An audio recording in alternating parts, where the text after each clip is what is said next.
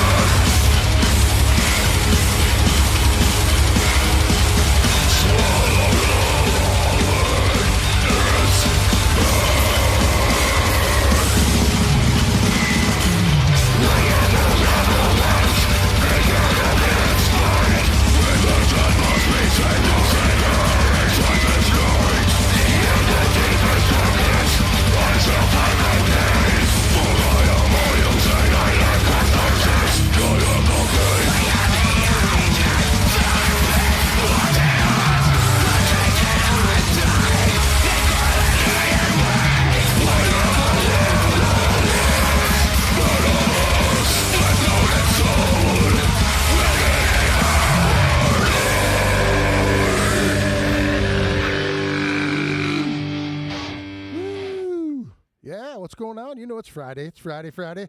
Hey, do me a favor. Check out Lowbrow Saints Tattoo Collective, 3456 Minnehaha Avenue, Minneapolis, Minnesota. Contact availability via Instagram, www.instagram.com/Lowbrow Saints. They've got a fancy new location. Hit them up if you're looking for some tattoo work. If you're looking for some fancy guitars. The Shred Den, Monday through Friday, 5 p.m. to 8 p.m. Saturday, 11 a.m. to 5 p.m. 9100 85th Avenue North, Suite 100, Brooklyn Park, Minnesota, 763-350-2191. Or, you can reach them on Facebook, Instagram, YouTube, TikTok, or www.theshredden.net. They've got all kinds of fancy guitars. Just shipped one out today, as a matter of fact, to Washington. As a matter of fact, if you are in a local band and you're looking for a place to sell some merch and CDs and stuff, the Shred Den is the spot. They've got a spot for that. So make sure you step over to the Shred Den, bring your materials and talk to them about consignment or whatever it is. You know, if you're looking to get some design stuff, Narwhal Design Solutions, Justin Boney at Narwhal Design Solutions, justinboney@gmail.com, Facebook, Instagram, and the World Wide Web. He's done ton of designs for a lot of people in town, a lot of beer stuff too for like Surly and things like that. I think he was the Surly Darkness guy like two years ago or something. So he's pretty fantastic artist. If you're looking to get some stuff done, he is the guy to do that. Welcome everyone. Thank you for joining us. And we're here hanging out with Jay. What's up, Big Jay? How you doing, brother? Oh shit, I gotta turn your mic on. There we go. There you are. What's going on? How you doing? Can you hear yourself? Yeah. All right, good. What's crack-a-lackin', dude? Welcome. Not much. Thanks for having me again. It's been a while, dude. Been a minute. It's been a minute. Well, I just seen you here. seen you a couple weekends ago, but Yep. for the show, I mean, what was the last Donkey show? The last Donkey Show. That was a while ago, dude. Yep. We need to set another one of those up. We Yep. got to get Matt back on here. Matt back in here. Yeah, the crazy madman Yep. just gets ripped and sits there and goes. Yep. I'm looking over at the empty spot. Yeah. And saying it's a shame that he's not here. That's Shame. funny. Love him. Yeah, hell yeah, man. It's good shit. What's been good, man? What I mean, you Everything's just, good. Yeah, Yeah. I mean, that's fantastic. closed the shop last June, so we were down for 6 months. Yeah. And just opened up right pretty much after Christmas. We were soft open. That's kind of like the first question that I was going to ask you too. Like, how long were you at that first location? Almost 12 years. Damn. Like this is our 13th year. Right. So we officially got the license to open in 2013. Yeah. So now we're coming up on it. That's you know. fucking awesome, dude. Yep. And What? it's- So I mean, what push? I mean, you guys have been there again, 13 Man, years. That's a long that long landlord time. over there, Yeah. not a real good situation. Right. I mean, you've been over there, man. Yeah. We had like the Gibraltar Street Yeah. going down there, the Krakatoa, Right. everything down there. Next door was pretty much a trap house. Right. We had a couple good sets of neighbors that moved in next door, and they would come and hang out, and they were really chill. Some of them still come to the shop and Right. hang out. They're friends with other people. Good folks and stop by. Good people, yeah. Yeah. But they just didn't do anything. Slumlord kind of people. They Yeah. own like 70-some properties. So I stopped paying rent on it, and And that's he's a like, st- that's a get out, Yeah. or we're gonna do this. You got to pay me or get out. And I was gone. And then the guy across the street, Rod, who's cool old, South Side guy. Yeah. He was like, that spot's gonna be open for you soon, and he had 2 spots. Yeah. So I was like, I'll take them both. And he's like, well, we got to get this guy out. So I thought he was supposed to be out in July. So, I go out east, John and we go out there and spend time. So I'm thinking, okay, he's supposed to be out. End of July's coming, and Adam sends me a thing going, that guy's still in the shop. And I'm like, so I get back and it's still not done. So I don't think we got into the spot till almost September. Yeah. From when he was supposed to be out. But the dude, he left. He had a game store, and he left so much stuff. And it probably took Adam like 2 weeks. Everybody kind of pitched in, but Right. Adam had his head in it down there doing Right. everything, sorting everything out. But all the game shit, we had people coming and taking stuff because he left all these like rarities and crazy stuff. No down there. shit. Oh yeah, dude. There's still a bunch of stuff down there. No plan of coming back. He just dipped. Well, he got a job, I think, working for Lucas. Okay. Like, doing dream job. Okay. And so he had a dumpster, dude. He threw tons of stuff away. Yeah. The owner, Rod, called me when I was out there. He's like, I'm just letting you know, and I'm just like, well, tell him we got people to help him. And he just didn't do it. His wife wanted him to have a real job, from what I understand. Yeah. Yeah. So, that was, and then getting in, just dealing with the people across the way. Yeah. Instead of going to court, had to fucking come to a settlement. Yeah. So I had to cough up a bunch of money that I was actually counting on holding on to do this stuff. Yeah. So it made everything go a lot slower. Wow. And then, you don't want to pay everybody to do a bunch of shit when you know how to do it. Yeah. And I was the only one who kind of knew how to do it. So everybody wanted to help, but it's a tough deal. You know what I Right, mean? When right. it's like you can teach people, Sure. but if you want to just get it done, Yeah, you yeah. know what I mean? Yeah, So it's hard. A lot less frustration Yeah. too when you're Yep. charging it And yourself. Yeah, and you guys know. I mean, you came and helped, move everything you saw. It was Yeah. funny because we're just walking across the street, with most of that shit. But that little spot, now it's the huge, Right. both things will Right. walk through. It's a lot different. Yeah, And it's cool. It's really cool, man. I Yeah. like how you designed it. The pictures that you've shown on Facebook so far have been really cool. I'll actually see if I can pull them up too. I know you had some kind of hanging. Oh, we got tons of stuff. the guy who was there left this display case, so we ended up using that for a bunch of stuff. We have that out in the main room when you come in. Then Yeah, here we go. yeah, then we have Let me put that up there. we have a bunch of flash. We still have stuff. I mean, we have thousands of sheets of flash that we Yeah, have to put up. dude, you had shit in that other. Dude, you showed me folders and folders of shit. Yep. I think you told me if you wanted to switch it out like every other month, you could do it for years. Yeah. And not have And any. that's just, when you love what we do, that's why that, right in the middle of that thing over there, there's a sign that says, it's a classic to pick it off the wall. You know what I mean? And that's true. It's tried and true. That's how we started. That's how I got my first you one. see it and you're like, I want that. I want that Tasmanian devil with the drums, Right. God bless those things. But you know what I mean? Or Yosemite Sam going. Yep, the Huck Spalding. Yeah. Oh, dude. Yeah, Cherry Creek. Yeah. And that was what made it super cool. It was like, and that's what I wanted to bring back. I mean, a lot of talented people out there doing their thing. A lot of people doing other things with tattooing. And there was a magic to it. Like you felt a little bit dangerous, a little bit nervous, and just mystified. Like you walk into this place and you're waiting to see like Gizmo pop up because it's just all this old, like weird stuff that your eye never stops looking at something, Yeah. And that's what's so cool about a tattoo shop. It should be that like kind of like a carny, like a sideshow kind of feel, And then I think there was another picture too where you had your skateboards up and shit. You had like all your probably in one of the rooms, that's looking out from the one on side, the other side here. Let's show that one too. I'll put that one up too. And that's the other direction facing the street now. If you're looking out, I love that you didn't have these cases before. No, the dude left them there. Oh, that's awesome, dude. They weighed a grip. Like, oh yeah, we had to move them and walk them in. And then we painted them. They used to just be natural wood. Okay. And they didn't match anything. Shop. So, what are you going to put in those? When we start doing our shirts and hats and like aftercare and stuff, we'll put that in there. Nice. And gift certificate stuff, limited prints, stuff like that. We do like that. Yeah, in the main room, dude, we have like a little stage, so we can do like little mini shows in there if we wanted to and stuff. Wow, like a little acoustics jams and shit or whatever. Do anything, dude. There's electric up on there. There's everything. There's enough room. It's like probably equivalent to the size of Palmer's stage was. Okay. So it's nothing huge by any means, but it'd be fun Still be fun to do something. Yeah. So when we do our I think we're gonna do our 13th, our birthday for the 13th. Yeah. And probably do something like have a couple bands and stuff come in and do some stuff. Hell yeah, dude. Just let people come in and wander around and try and steal shit so I can break their hands. That's awesome. That's awesome. So, bring your own hot dogs. I need these. What are they called? What are the Hebrew nationals? Dude. Oh man, you gotta get the natural casing joints. Yeah. Get that snap. Snap them when you're fucking biting Pops into in them. all the juices and the glizzy hit your mouth. Yeah. Wait, and what's our drink of choice tonight? What did we? This is some Statesman. This is some good shit, man. Yep. I really enjoy this. I've never had this before. Yeah, it's like I said, hanging on to it for a little while. And it's limited, but it's not. You know what I mean?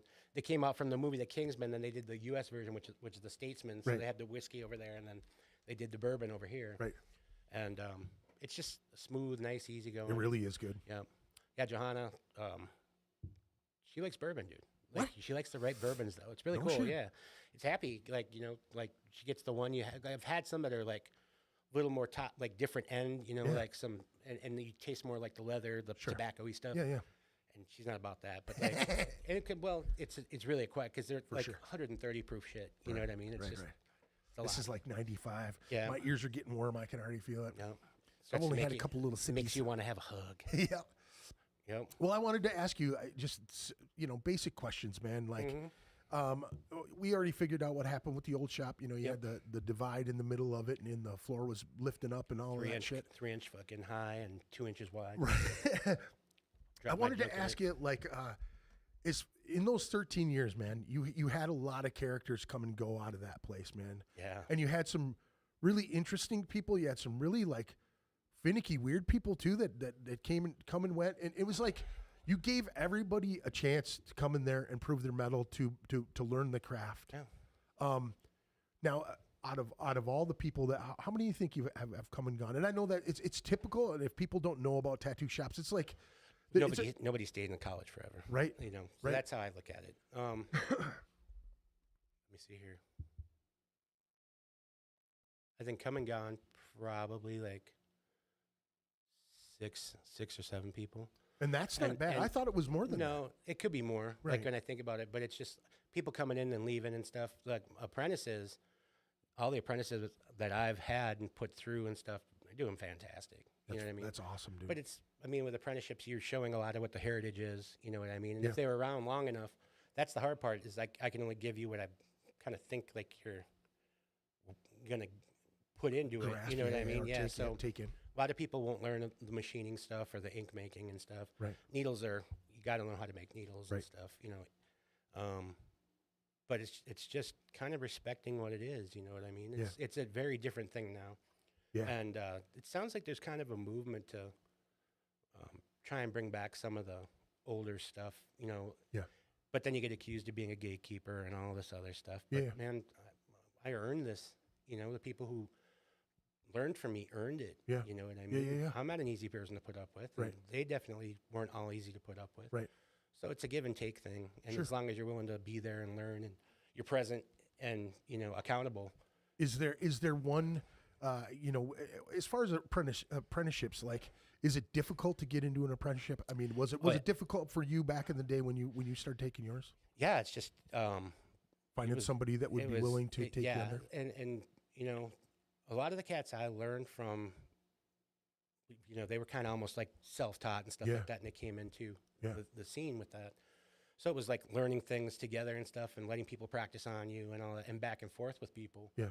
And but you know, the kind of person that I am, you know, you are, like a lot of us are, when we see stuff and we pay attention and stuff. Yeah. So a lot of things come natural Sure. when you Yeah, pay yeah. attention to things. And Right. it's just certain nuances for things. So A bit more the detailed. people like when I saw people's art, even if it wasn't the best art, I go like, there's something there. You know what I mean? Like their ideas, their composition might be killer, you know, but their ideas are killer. It just needs refinement. Right. And line work was really important to me, like watching people's lines and Yeah. stuff. It'd be like, you know, and you know, I don't claim to be the best tattoo artist at all, but I can teach people in a way that they really do grasp it, and Right. they're solid as far as what we do. You know, like Right.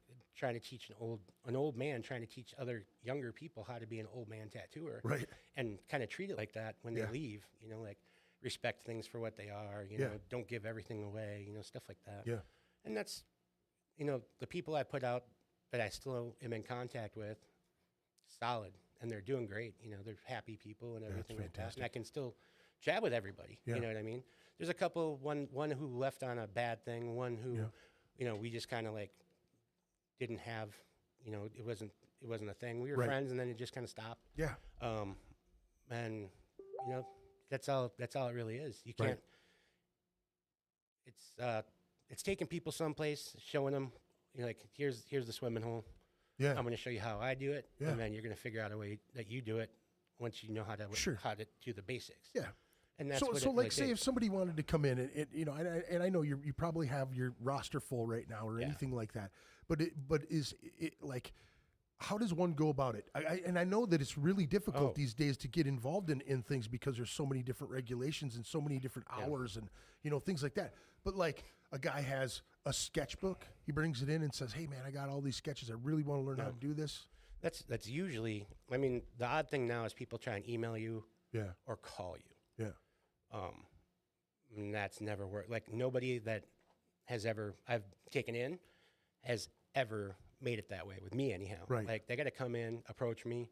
I got to catch it because you know a vibe is a vibe. Like Right. if you meet somebody and you're like, you know, Yeah. you got to know a person, be able Sure. to you know hang out with them, and like they're like we'll say Jules. You Right. know, when she first came in, I was working at the shop by myself. Everybody had kind of like done their thing and stuff, and I was like, all right. And it was a slow day, and she came in. She's like, hi. And I'm like, hey, how can I help you? She goes, I'm just looking around. I'm like, oh, cool. If you have any questions, and I like holler, and I go back, and she's like, actually, and I turned around, and I was like, what can I do for you? She's like, are you taking any apprentices right now at all? Yeah. And I went, oh, fuck. Like, I said that out loud. Yeah. And then I was like, I'd have to see your stuff. And she had it out there. And we had followed each other, Sure. you know, Yeah. before that. And I thought she was already tattooing because Yeah. her art was great. Yeah. Of course, anybody who does this doesn't really think their art's great. And if they Right. do, they're kind of a turd. But, Right. you know, there's always like a couple days. Yeah. You see a tattoo, you're like, I could have done this, or Yeah. that. And then, but, yeah, dude, she stuck with her style. She's doing her thing. She's, you know, she's awesome. Yeah. she's doing it, and that's That was one of the questions that I was going to ask know. too. Is like, is there any ones that have stood out and like went on to do more things and Yeah. cool things and that you're still in contact that Yep. that, Like that they DP. appreciate this because this is further on in the thing, but I've seen a lot of people come in. I've seen a lot of people learned a lot of things, and I've seen people leave. Some on good terms, some on bad terms. You've never once like shit on them to me, and we've been friends for years and years and years. So to me, it was like, yeah, man, it just didn't work. But that's all you. Conflicting. I'm the boss, and that we had just bumped heads. And that's the kind of difference too. You have to be able to, because you become family. Sure. Just Yeah. anything that's close Yeah. knit like that, and you're all artists, so we all have our own attitudes and our own weird idiosyncrasies and stuff. Quirky shit. Oh man, yeah. But like as far as work stuff goes, I'll always say it like that, no matter what. If something was like fucked up, I'll be like, listen, man, this dude was this, or this lady did this kind of stuff. But if it was like personal stuff, you'd hear about it. But I'd never be able to tell anybody. Like my tight people, they would hear like what was going on and stuff, and I would hear what was going on too. Like what I mean, just. Damn, like that kind of stuff. Yeah. But that was it, you know what I mean? And it's, everybody's doing their own thing. Everybody's successful at what they're doing and happy. That's not my business, but my business is. I remember being in a tattoo shop, and I always thought, why are these fuckers so grumpy all the time, right? Like working at visual addiction and shit. You know what I'm saying? People coming in, and it was like, I wondered how can you guys sell your work when you're such a bunch of grumpy fuckers? But then I started to realize that those repetitive questions over and over again, those repetitive things, and then I see how guys like you are very charismatic and silly most of the time. How you kind of poke and poke and make fun and have fun, with the people, and like by the end of it, they're already having fun and like they're already part of the crew in 10 minutes. You know what I'm saying? I've seen it multiple times there where we'll be having a conversation, someone will come in, everybody stops talking, somebody will go, hey, what can we do for you? Where other places are like, yeah, what's up? Well, stuff with that too, like that point in time with that whole thing. There's a lot of other social things that were going on with that, particularly. Yeah. Interesting though is like, who's still doing this? Right. You know what I mean? Who's, like you're not this, you're not that. Here I am, Right. still fucking in the game doing my thing. Right. And that's neither here nor there. Like that was just a thing that happened a certain way. Right. But I don't know, man. Over the years, of course, there's silly shit. Yeah. Of course, there's going to be things that but the reality of it is, for what we do, there's a lot of what we do, dude, that this is a job. It's a dream job. Don't get me wrong. People pay me to hurt them. They say thanks and then tip me. Right. Right. Who could ask for something more? I mean, really. But I don't make a living out of the cool shit that I do a lot of the time. I make a living out of doing the stuff that they see on Pinterest, that they see on Google, that they see somebody else having and come to you with a sketchy drawing and stuff. That's what we do. I mean, that's fun. Of course, there's a lot of people that come and get stuff from me, like my style and stuff like that. My style is weird. You know what I mean? How would you categorize your style personally? Sloppy. No, I've just seen you do so much different stuff. That's what street shops were. Is you had to be, and that kind of it's detrimental to, like, in a way too, because you'd never really focus on one thing. You're, oh yeah, I could do that. I could do that because it was loot. You know, you roll them in, get them in, one and done, send them out happy, slap him, smile on their face. And that was it. It was a lot of money when you were young, but you were happy doing this thing. You know what I mean? That not everybody could do, and it felt like you were in this kind of special, like a club. You know what I mean? It was secretive. There's like old weird shit in it. There's all this folklore. There's all this cool stuff to it, and it was sacred. It was magic too, because you go in with empty fucking pockets from getting just tore up from the floor up the night before, still awake. Yeah. But you didn't skip work. You came in fucking smelling like some pine tree deodorant and shit. And doing the bird bath in somebody's backyard on your way in, sweating tequila or whatever. And you walk in with nothing and leave with like, $1,000. You're like, woo. And then you like, I better not start go out. all over. And then all of a sudden you wake in the morning and you're like, shit, I'm here again. But you have 500 in your pocket after that. Yeah, I mean, but that was it. And we were young, dude. It's amazing we're still here, but we are. So now we respect it more. And we do.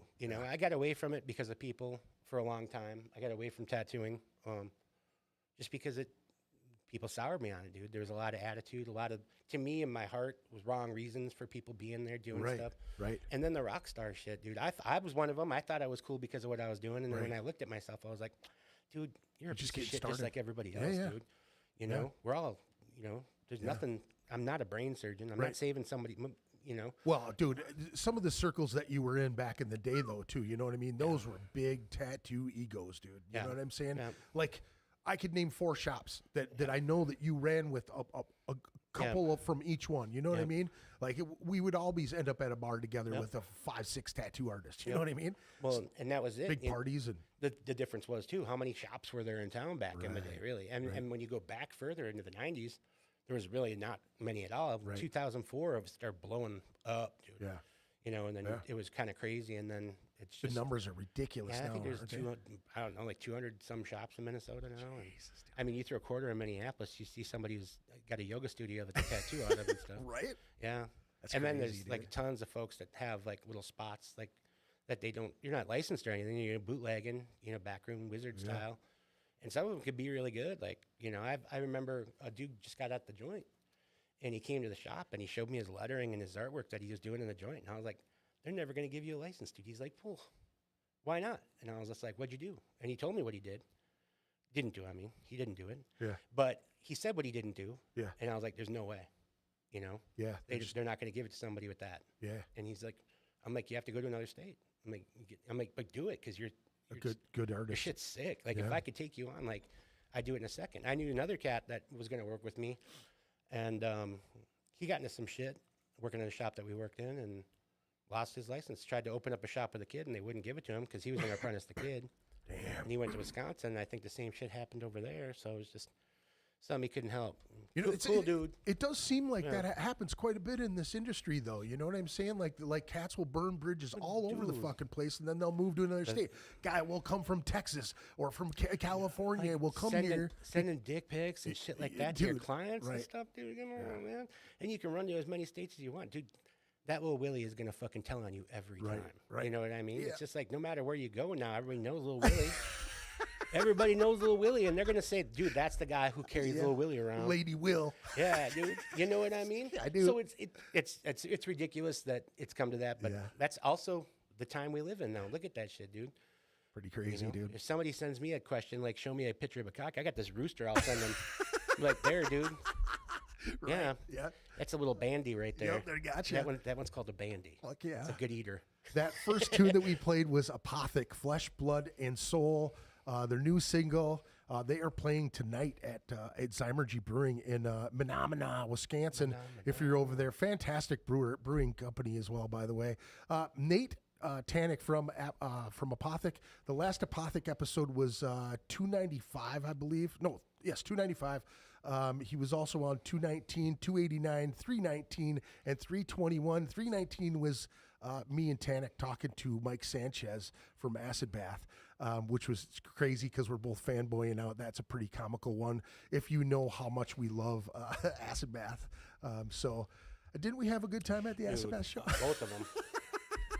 The first night down in Iowa, that was amazing. It was like, watching the satanic fucking Richie Valens up there doing his shit, But like getting there and then hanging out and seeing everybody before the show and stuff. Yeah. Like, we're all watching down Romeo and Juliet style because he's up on those hilarious, stairs. bro. God damn. Get in and dude, just driving down. I'm gonna tell you guys something about Iowa. Yeah. All right.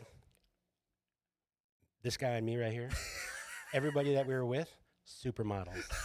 I went down there, dude. I'll tell you what. I will say this. I've never been in a club. I don't think I've ever been in a club, in a venue, packed full of people and have somebody point out there's hardly any attractive people in this whole place. No, dude. I was like, wait a second, what are you talking about? And then Hizzy goes, I found one. And I'm like, what? And he goes, come here, I'll buy you beer. And we go up there and I see him touching her hand and her face and shit. I'm like, oh, she's eating out of he's got her eating out of his hand right now. And he pretty much did. Yep. Yeah, well, that's funny. That's Hizzy though. Yeah. The white Jay-Z. Yeah, big old Hizzy. I love that dude. And as soon as he showed up, we were like twos. Yeah. Yeah. I mean, but that's him. That's fucking hilarious, dude. It was crazy though. We went and I said it loud. I'm like, what the fuck? When we were in that gas station, I'm like, I'm a supermodel, like, you know.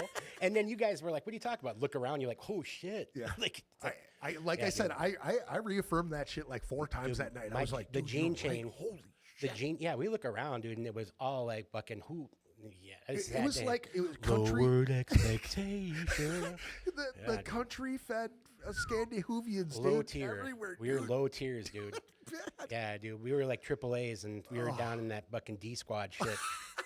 It was fucked up, dude. And it was amazing, though. Yeah. I mean, I've never, because I've been like in Ames and stuff like that in Des Moines, where you go around, dude, and everything Seemed was normal. cool.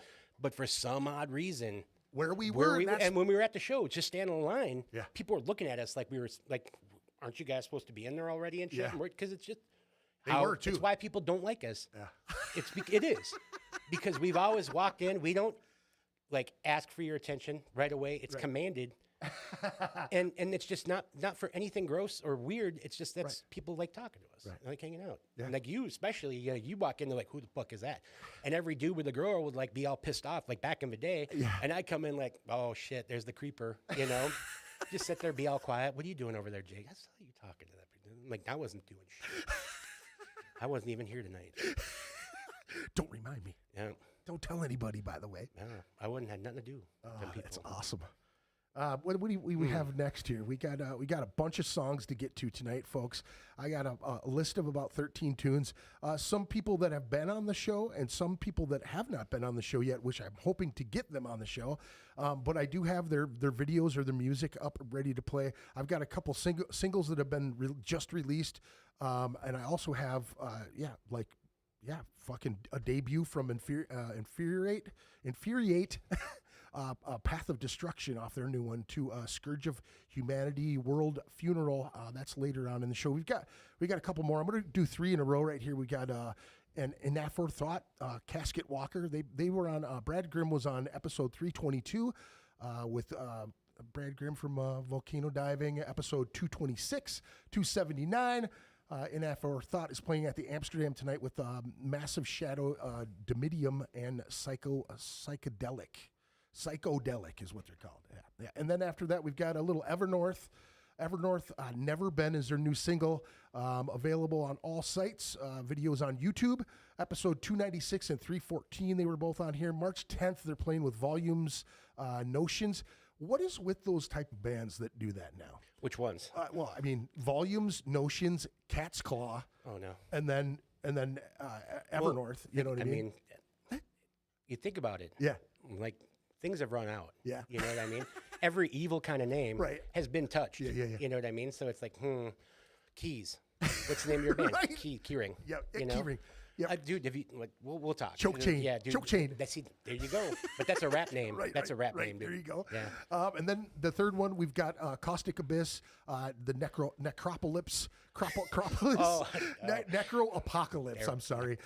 Off off the Eternal Winter CD. I believe that was released in last year, 2025. And I'll tell you what, that was a badass disc all the way through. If you haven't had a chance to listen to that, check out Caustic Abyss, Eternal Winter.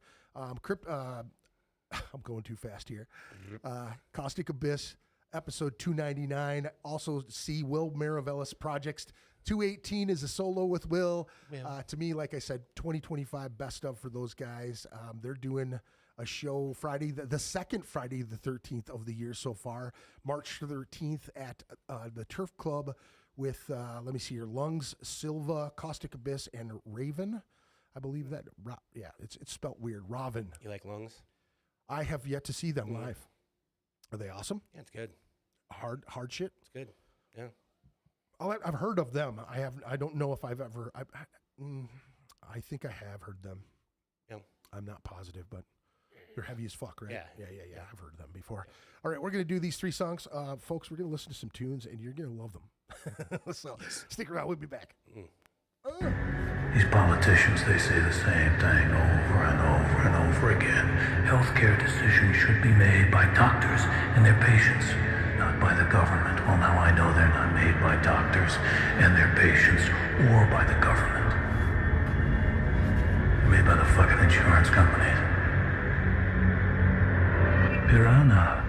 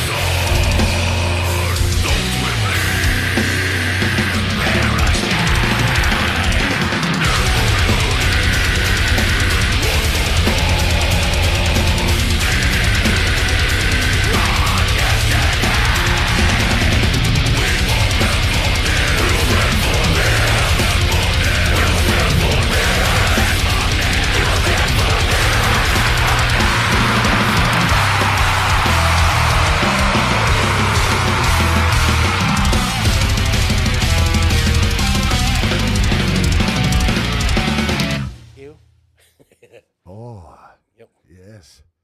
I'll fuck you. And I'll fuck you too. That last minute, advertisement for www.thecausticabyss.com. Yeah, really nice, right? Ambient. Yes, very much so. Thanks for sticking around. If you're still sticking around, thanks for everybody joining in the chat too. Lots of horns in the chat, talking about Justin Bieber and all that other good stuff. I appreciate you guys joining us and enjoying the podcast, man. I can't say enough, man. 633 subscribers at this moment.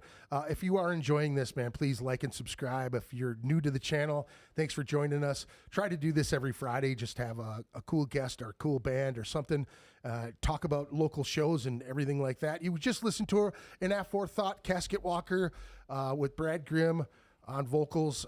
They're playing tonight at the Amsterdam. I hate fucking announcing shows the night of the show. Yeah. Like it's pointless really, but what if somebody hears it and goes, I gotta go? yeah. Yeah, I'm done listening to this stupid podcast. I gotta go. Yeah, right. Forgot about it. Gotta go, dude. We did Evernorth, Never Been was a new single, which is available on all streaming sites at the moment. That name has a never was Evernorth. Evernorth never been. There you go. Sounds like one of the books in Lord of the Rings and Yeah, stuff. right. Cool, A bunch of elves. Yeah, cool guys, man. Fantastic. They're also playing March 10th with Volumes, Notions, Cat's Claw at Amsterdam. 18 plus 22 in advance, 25 day of show. Caustic Abyss, what did we say it was? Necrolipolopolis? I don't know. Necrolipolopolis? It's like an old lady's Nippolopolis? yeah. Necronipolopolis off the Eternal Winter album, or Eternal Winter Crypt album. I'm sorry. Check out Will Maravellis' projects on all of this stuff because he's another one of his bands play later on in the show as well. Check out 1459 Studios. What more can I say about those guys? Friday the 13th, the second Friday the 13th at the Turf Club, 21 plus show. Let me see here. Is Lungs, Silva, Caustic Abyss, and Raven. R-A-H-V-N. I believe it's Raven. Yeah, there we go. I'll be corrected. Don't worry about that. So I appreciate you guys sticking around to my fat tongue and listening to us talk about bourbon and tattoos, and this bourbon's really good, dude. It's nice. I'm starting to sweat. He busts out a handkerchief. He's like, I got to sweat. It started kicking in perfectly. The best part though is you don't need a lot. You know what I mean? Yeah. That's the whole point of it. Is Right. 95. Enjoying it. Yeah. Every flavor about. So this, that's the difference between like a shit bottle and a nicer bottle is you can start with that nicer bottle, and if you want to get tore up, move to the shit. Right. Like that one's the first one. Start You don't with the taste, good one. Yeah. Just like any good wine or booze, so that was the secret. Yeah. And dude, you're the one who got me smoking pipe like a lot, and I've had to pull back because So what I noticed with the cigarettes after I stopped smoking cigarettes, you know what I mean? 2 packs a day for forever, you know what I'm saying? And then I stopped, vaping, and then I'm smoking and vaping, and then I'm like, fuck it, quit it all. And then I'm like, I want to start smoking pipe. And you're like, what did you say? It was like you heard me across the fucking city, and all of a sudden I get you come with a big gift, and then the next time it's another pipe. I think you've given me like 5 pipes already. Probably. And they're all really nice ones. And I went to a pipe meetup. I went to one of those, and I busted out a couple of the pipes that you gave me. And those dudes that knows what they are, they're like, dude just gave you this? I'm like, yeah, he's a friend of mine. He smokes pipes. He's got tons of them. And he's like, but he just gave you this. And I'm like, yeah, this one and that one and this one over here. And he's like, he just gave it to you. Yeah. I'm like, yeah, dude. Man, that's the whole thing. Is like, and you know how this shit is, dude. Yeah. When you grew up a certain way, Yeah. and you had people in your life, like there were people in my family, like especially my grandfather and stuff. If he had something, everybody had something. Right. You know what I mean? Yeah. And that's kind of what that stuff, especially with something that's like that, because it's kind of it's coming back, but it was a dying thing for a long time. Right. And share it with people, man, because it's cool. It's very social. It's you're not supposed to inhale. You do that, the retrohale and all that stuff with the tobaccos. But when you start, like we were talking about it earlier here, learning the nuances of every different tobacco, like aged, what you can taste an age on stuff and everything like that. It's cool, man. You know what I mean? And the stuff that I like is more what would you say that stuff was? It's more. Well, everything that you have is it's fruity. It's flavored. You know what I mean? Yeah. So, mine's like a cherry vanilla that I really enjoy. But it's good stuff too, actually. And there's different things for everybody. I mean, it's what you enjoy, and that's the thing with everything. Like some people like Camel Lights, some people like Marlboro Lights. Right. This is a different thing. I can show you something that I think tastes like candy, but you're going to be like, this tastes like fucking hay. Yeah. You know what I mean? Right. And there was some dark tobaccos that you had for let me try when I came down to the shop, and I was like, this is a little bit. Then you were like, just tap it out. You try this one because you got cans and tins and fucking jars and everything. Yeah, it's like divorce. How'd you get into that, dude? How'd you get into smoking? When I was young, I'd see cats doing it, and I thought that was just super relaxed and chill. Like you'd see it, and it was just real. Like those cats were always talking. I was, like that. And when you start doing it, you're like, it takes a little bit to get into it, and all of a sudden you get that point where you're thinking about stuff, and then if you're around people, you start talking, and all of a sudden that cherry stays lit for an hour, and you're only pulling on it here and there. It's not like a cigarette where if you don't smoke, it just fucking burns it out. And cigarettes always seem like a manic thing or like a anxiety thing. You're just trying to get it in to go back inside and hang out. American spirits. It's like a 45-minute single cigarette. Yeah, you light that one at home and walk to the bus stop, and the bus will be there. You got to put it out, and it's still half lit. Yeah, dude, save that one. I've had this one for a month, but that was it. I mean, that's the whole thing. And like, when one of my people in my family, you like, I love that. Dude, I've been thinking about. I'm like, I got you. Like, I'll show you the door. And then there's different levels of things. Like, there's ways to get into moving from aromatics into different flavors and stuff like that. So you like aromatics right now. Yep. So there's like we were talking about before, certain Virginias and stuff, or getting into burleys and stuff like that, where you get the right mix and you have that natural sweetness of the leaf that comes through and how it's processed. Right. Some of them have toppings. I really don't care for a lot of the topping stuff. So a lot of the stuff I like is import. Sure. And now it's harder to get because of everything that goes on, the world the way it is and stuff. Like the esoterica and stuff I was talking about, or the Germains, they're near impossible to get. And there was stuff I have that's from Germany that you can't get anymore. Like they stopped sending it to us altogether. Right. So like some of the Virginia Golden that I have, and it's like a dude. flake. There's a sweet tobacco shop over here in Maple Grove too. Yeah, you can just go there and fucking chill and puff. Yeah, they stopped the one in Minneapolis. The one on Lake Street there. Yeah, because they changed the rules, so you can't smoke anything in there anymore. Really? So, yeah. So I remember that's so fucked. What's his name was doing? Craig was doing the things, and I don't know if he's doing them anymore. I haven't seen any in a while. Yeah, because he was doing the one over in like West St. Paul, I think, or Invergrove. Yep. Yeah, right, same. Almost Dark Rock. Yep. But yeah, I don't know, man. It's just relaxing, and it's like ritualistic. When you're sitting down and you get your stuff out, turn this over. I got the little like what do you call them? Just a little leather pouch and get everything in there. I got one in my car. Get my stand and stuff like that. Yeah. Yeah, it's just and then you sit there and you light it and get it smoking. I don't even use a tamper. I'm using my fingers now and just kind of do my thing. And out in the Cape, just sit there, get a drink, feet up on this huge grindstone. That's all, dude. That's looking out in the water and you're just watching sailboats go by and birds and shit and like sitting there and listening to music.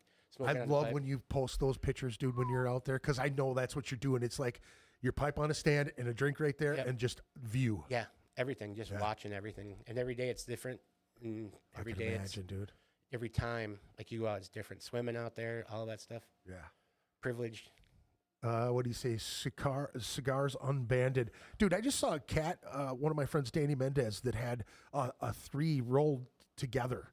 And I'm like, dude, did you smoke those together or singly? And he goes, the next time I buy one of them, I'm smoking it all together. Yeah. I'm like, holy shit, man. It's like 3 big. Was it twisted or just? Twisted. Oh, wow. Yeah. I've never even seen that. Huge. I think I'll show it to you on the next break. But yeah, fucking awesome, man. So what do you think about these bands that we've been playing, man? There's a lot of cool shit. I don't know how much you know about any of these bands. A lot of them I don't know, but the thing is you can see what's like the progress in music, like where it's going and stuff. Yeah. And it's interesting, man. It's like the slow evolution that you're watching. You know, I mean, we've been in the music scene forever. Ever. Now, like Yep. since we could, you know, Yep. squirts. Yeah. And just watching the evolution of things, like how it's progressed and stuff, and you know, people using different things while they're doing things we couldn't, Yeah. never would have thought were possible. So music is giant, Right. you know, and I get the blown- hard part yeah. is the talent. Like there's so much talent, dude. Yeah. That you're like that bar. Yeah, you know, like bands. Like you've been in bands Yeah. for forever, dude. Yeah. Yeah. But that bar, dude, that's got to be, even if you love what you do, in any kind of thing where Yeah, it's yeah. like high capacity for talent and Sure. volume Yep. with what's going on, Yeah, yeah. you're going to see that. And you're like, Yeah. Jesus Christ. Yeah, Like, I've always thought that this place was just filled with so many damn talented musicians. I mean, again, Caustic Abyss, one of the ones that we played, they're basically a super group. You know what I Yep. mean? But again, you have a couple of those same members in another band further down, which I did want to say.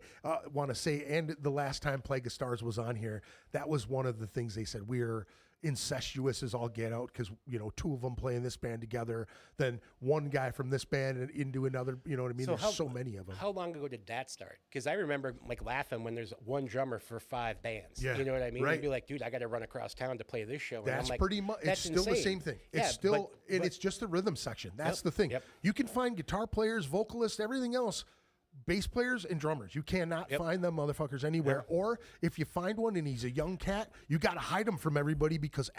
Where do you find a good keyboard player? You know what? You actually can find those. That's what's funny. You could probably find a keyboard Triangle? player. I bet you could find a triangle player faster than you could find a drummer or bass player in the Twin Cities right now. That's not even a lie. Well, I mean, it's all rhythm, I guess. Tambourine. Ding, ding, ding, Yep. ding, ding, ding, That dude gets all the shit right there. He's like, save some for the rest of us. What was his name? What? Wilford Brimley? Oh, yeah. Diabetes. oh, no, no, it's it's Martin Nudling. Yeah. Martin Nudling, dude. That's fucking hilarious, dude. Yep. Martin Nudling. yeah, Holy dude. shit. Old school Wow. shit right there, dude. Yes. Go deep on it. Let me see here. Oh, and I sheep. wanted to say, does anybody actually reach out to you to acknowledge some of you gave a lot of those guys a trade, you know, you helped them along to get, I mean, it's got to be a lot of hours, right? It's a few. Well, for Minneapolis, it's 200 hours. Okay. And that ain't shit, man. Right. So most of my apprenticeships are 5 years. It's like a regular indenturement, like you would have Right. with a regular trade. Right. And there's, you know, milestones and stuff that people come to and stuff. But the longer you stick around, the more you're going to, I've forgotten more than a lot of these young cats will know, because a lot of younger cats are teaching younger cats. Right. So So they don't have a lot of it gets lost. the lineage isn't there. Yeah. I gotcha. So there's things like, you know, even in the shop, you know, people ask me a question, I'll be like, oh, check this out. And it'll flash in my head and I'll be like, oh yeah, watch this. And they'll be like, oh shit, you know? Yeah. Or it's just perspective, you know? Yeah, yeah. And that's everything. I mean, there's, you know, I have good rapport with almost all of them. That's I mean, awesome, really, I dude. talk to like DPs down in, you know, Atlanta and stuff, and we're sending shit to each other like every day. Yeah. You know what I mean? Yeah. When they closed and we're trying to open up a new spot down there, you know, he called and I chatted with him for a minute Right. and stuff. And Jules has come by and visit, not the new spot, but the old one and Right. stuff. And she just got married, dude. Oh, really? Yeah. Oh. I just saw the picture on like Friday the 13th. Congratulations. I was like, congrats. Yep. Yeah. I was like, oh, she looked beautiful. It was nice. Yeah. Good shit. Crazy, dude. Yeah. But yeah, most of them, they've all like stay in touch and have something cool to say. How could you not? There's you know a what I'm couple. saying? There's a That- couple who don't, you know. But you know, that honestly, man, you know, I've always thought it was amazing because you've been pretty giving with that stuff, you know. And I know a lot of artists that just close up. They don't want anything to do with it. They don't feel that they are either able to teach well, No. or they just, you know what I mean? Like they're just not, I don't know, maybe they're not confident in their work, or I don't. Well, there's a new thing too. There's probably enough right now. Yeah. You know what I mean? And that's become a thing, you know, and just like any trade, it Yeah. happens, you Yeah. know. But, you know, shit floats the surface, dude. And that's what happens as well. You know, a lot of Yeah. places will close, a lot of people will quit. If you quit, your heart wasn't super into it, or you really do have a situation where that's money is not carrying you. Right. But that also happens when you live beyond your means to a certain point in anything you do. You know But what I mean? now, and this is what I equate to tattooing to is dope dealing as far as quick money, just being a stripper, things like that, where the money's so fast and it feels free that you just have there's no lock on it. Where when you go to a normal job, 9 to 5, a lot of times you feel like, okay, I punched in at this time, I punched out at this time, I go home.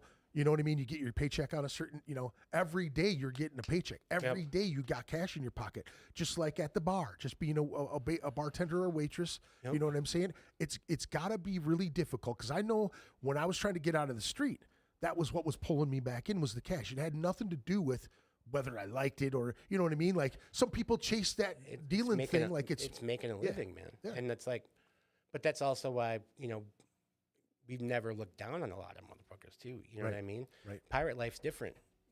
It's like that 1% sort of life where you're on the fringe, but you fit in with everything on the inside when you need to. And that's what we kind of did. It was an outlaw lifestyle. Yeah, but real low key the way we were doing it. You know what I mean? Like, for sure.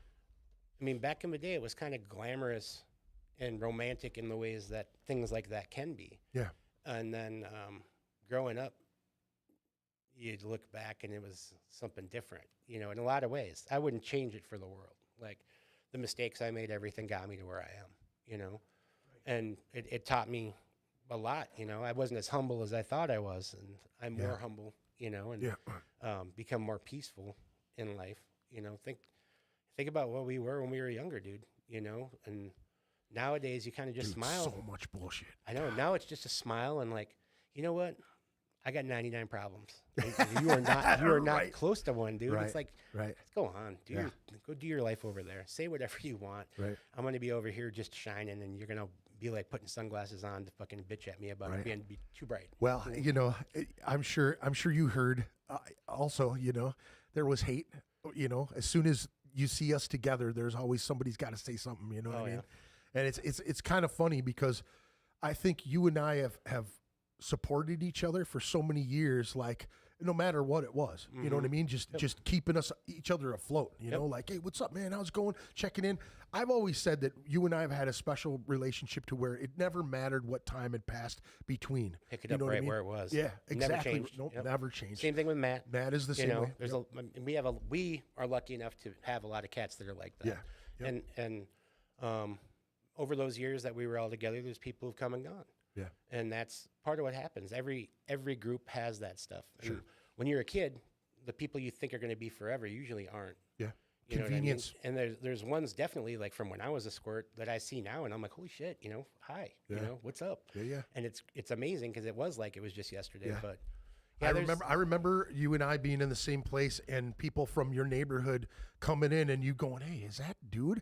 And I'm like, yeah. And you're like, no fucking way. And then they come back and you go, hey, man, do you remember me? And they're like, Jason? What the fuck are you? Yeah. Dude, remember me from the neighborhood? Yep. Yeah, at least 10 times. Yeah. And it's different circles, too. You know what I'm saying? It was the same thing with fucking Matt. It was just a weird... And I met Matt again through you, but we had been at Chip Pearson. There's the name I was talking about. Yeah, but we had been at parties and stuff, like, over East Side and fucking over, like, by the schools and shit. Yep. Como, all that area and stuff. And see him and just thinking about, like, when he was a kid laughing and, just... Dude, him and his cousin Tony were fucking ridiculous together, dude. That's how I met those guys. I left a party with those two guys and just followed them because they were absolutely hilarious. You know what I'm saying? I'm just stoned walking behind them, just laughing the whole way. Like, I don't even know these dudes really, and I'm just following them because they're hilarious. That was, that's how you made friends back then. That is. Yeah, now it's yeah. Hi. Dick pic. No. I have it on paper. I swear I am. Ain't that the truth, dude? It's so funny, man. Yeah. It's so ridiculous. I'm going to go. I feel threatened. I'm just joking. Right. Yeah. Microaggression there. I'm sorry to everybody out there listening. That's funny. Yeah. No, it was cool, man. And shit, here we are still. I know you didn't think you'd make it past 25, 30. I never thought I would. I didn't think I'd make it to 18. No. And then when I hit 18, I was like, oh shit, I made it. And then I was like, if I can Where make the it. bitches at? Well, No, just joking. where's 21? You Yeah. know, we were. Dude, I don't know about you, but I was drinking in the bars when I was 16. So Dude, it I was worked like, at First Avenue when I was a kid, yeah, you know, and the Uptown Bar. Yeah. Like, Yeah. so when I turned 21, dude, I was like, I'm staying home tonight. This is bullshit.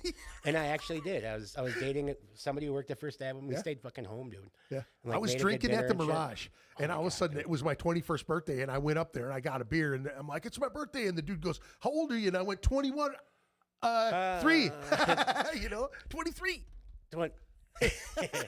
Just kidding. Yeah. Yeah. By the time they realized it was too late, you know what I'm saying? I'm already 21 now, so you can't fucking You're like cradle robber. just fucking shit drunk. Now let me see here.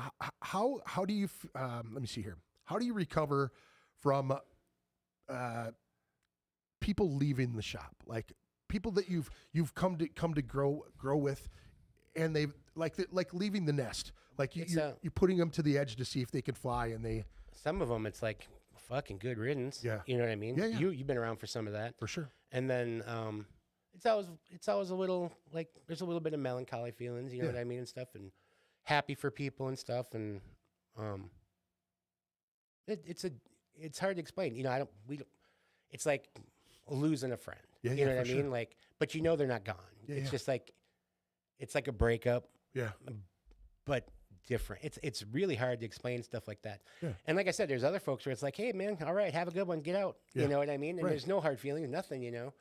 And some people you just hope more, you know. Now, do you feel like sometimes is it? No, I'm assuming that it could be either one of these, but do you feel like sometimes like get out, you're ready to go, or is it like I've had enough? You're good to where you got to where you need to go. We've had enough of each other. Sharing this space is too much. You're ready to go on your way. If that makes any sense. There's been people where it's like you need to go. Yeah. You know what I mean? Yeah. And then there's people that just kind of left on their own where you're just kind of like, well, that's a good thing. Yeah. You know? Yeah. And then there's folks where it's like, well, you know, hit me up if you need anything. You know, and then there's people where it's just a hug and it really feels odd, like a breakup. You know what I mean? Like you're losing a best friend, a family member and stuff. Yeah. So you get a little bit of everything, but it is, like I said, nobody stays at college forever, you know? Yeah. And go out and learn, go out and see what it is, you know? And Now, how do you keep, you know, and I know that this is, and we don't have to get into specifics on things, but like, you know, obviously you're gonna meet other artists from other tattoo shops, you know. There are going to be artists that are going to leave other shops and try to get jobs at other shops and shit like that. And I know that you've hired people that have maybe not have the best reputation on around the block here and there, right? Or maintaining those friendships, or like you know, pulling someone in and realizing that they're not for that particular shop. Because I've seen that happen at multiple different places. At A1 when I worked there in Hastings, when I worked at Visual Addiction, you know, people come there and they, you know, you're with them I don't think people understand.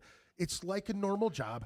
It's very cool. Like you said, it's like the dream job of dream jobs. You know what I mean? You're around art all the time. You're around creative people, but in that same essence, I feel like, you know, it would be really difficult, man, to the hardest thing is when people come in and they're good Yeah. at not being who they are. Yeah. You know what I mean? Yeah. So no matter how old you are, somebody's going to fool you sometime. Right. You know what I mean? Right. So there's people who come in and say one thing and are completely something fucking different. Right. You know, but that's going to happen at anything, you know? Yeah.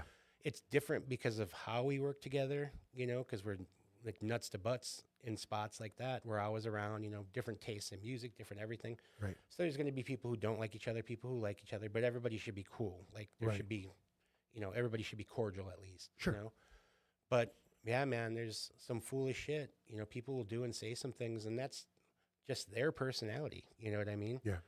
You can't pick them out till you can't kick them out till you pick them out first. You know what I mean? So Right. the vibe is what happens. You know, like Yeah. people will see kind of. That's where we get fooled, because Yeah. somebody will come in and everything matches, everything's cool. It's like, this is cool, this is chill. And then a year later, you're like, what the fuck is going Right, on? Like, right. what the hell's your problem? Right. You know? Well, and I'm sure with anything, you're like, this is too good to be true. You're waiting for something shitty to happen, or And you've then- heard their reputation passed, Yeah. and you're like, hey, I hired you on this because you said that this wasn't going to happen, and now it's creeping back into your environment, and it can't happen in my environment. And there was, you know, I mean, you know, Yes, I there's do. a situation, stuff Yes. like that.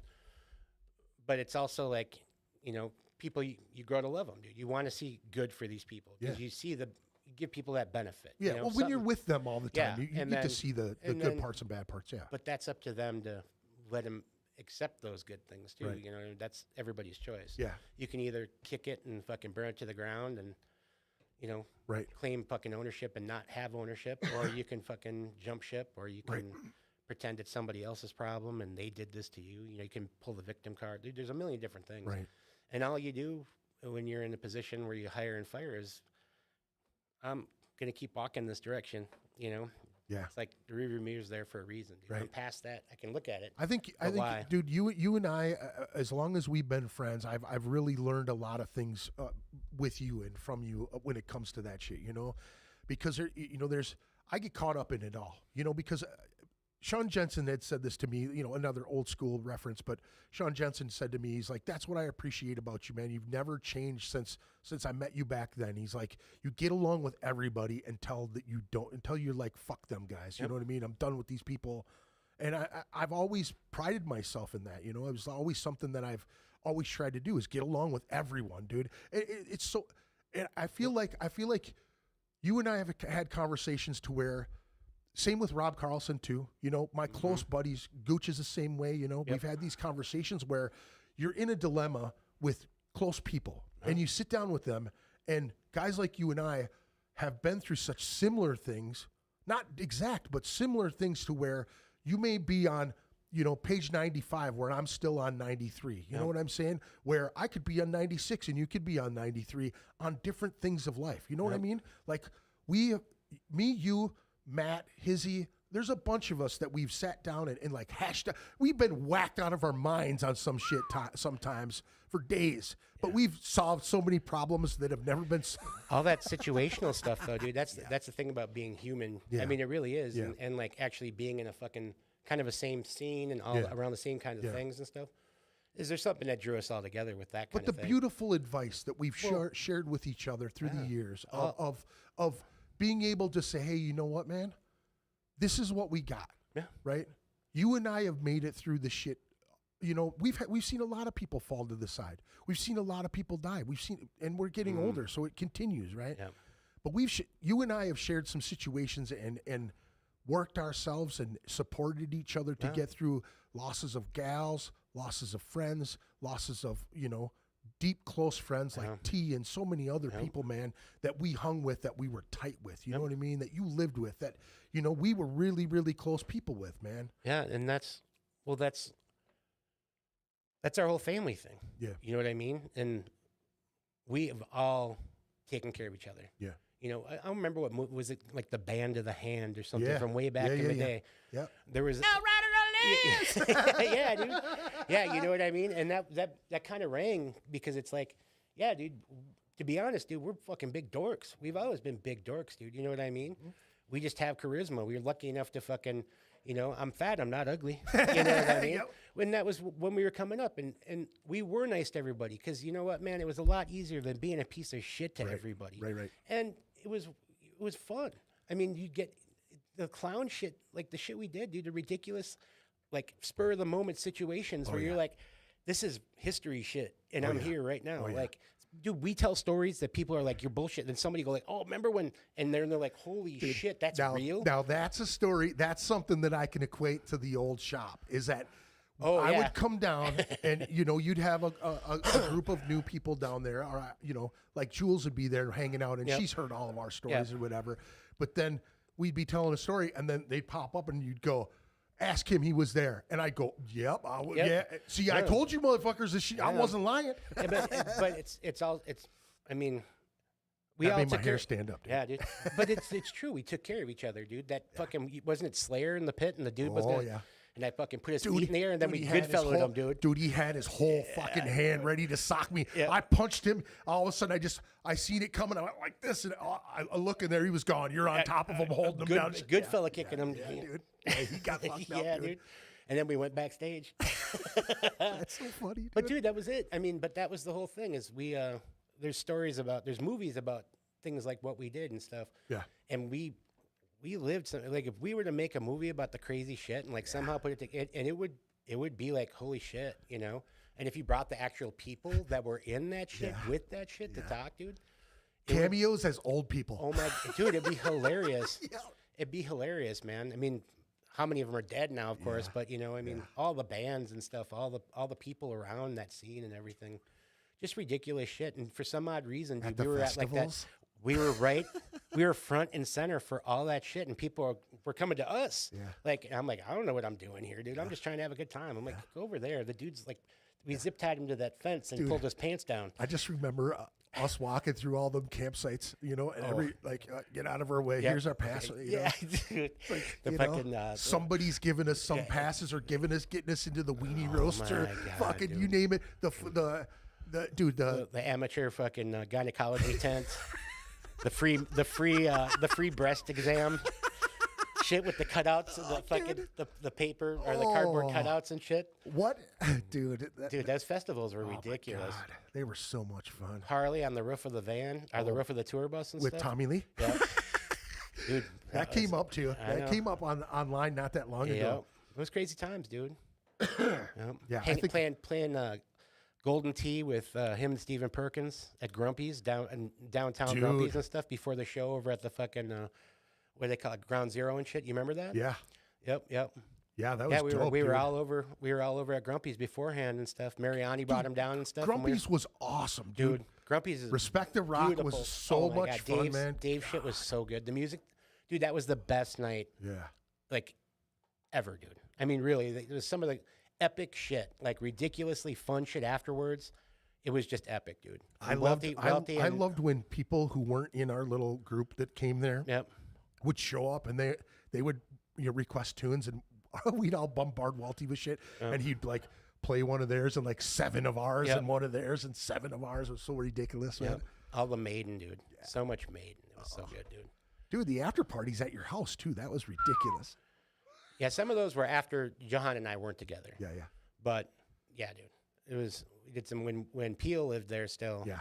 And it was Welty and Peel when they first moved in over there upstairs and stuff. That was, yeah, Outta we used to have hand. some good times after. What was, I have all these nicknames for people that I'm not going to say.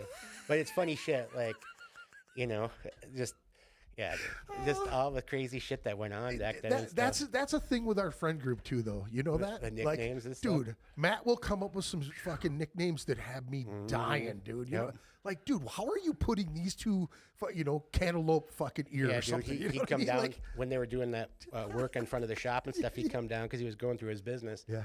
And this neighbor of our Phil, he's a sign painter. Yeah. And he's walking out there, and I'm like, look at that! It's the Minnehaha Michael McDonald and shit.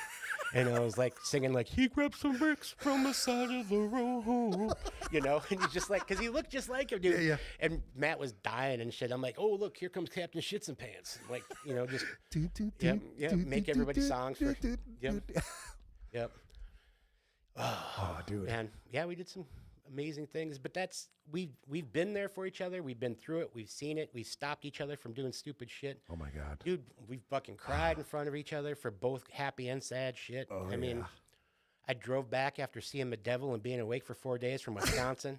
And Jesus. everybody else yeah, is like, I don't know can't do how it. you did that. I don't either. Dude, you're driving a giant, I don't want to talk about it. freaking tour bus. Then we got to Hizzy's place, and then I got to get in my Jeep and like, drive all the way back. oh my God.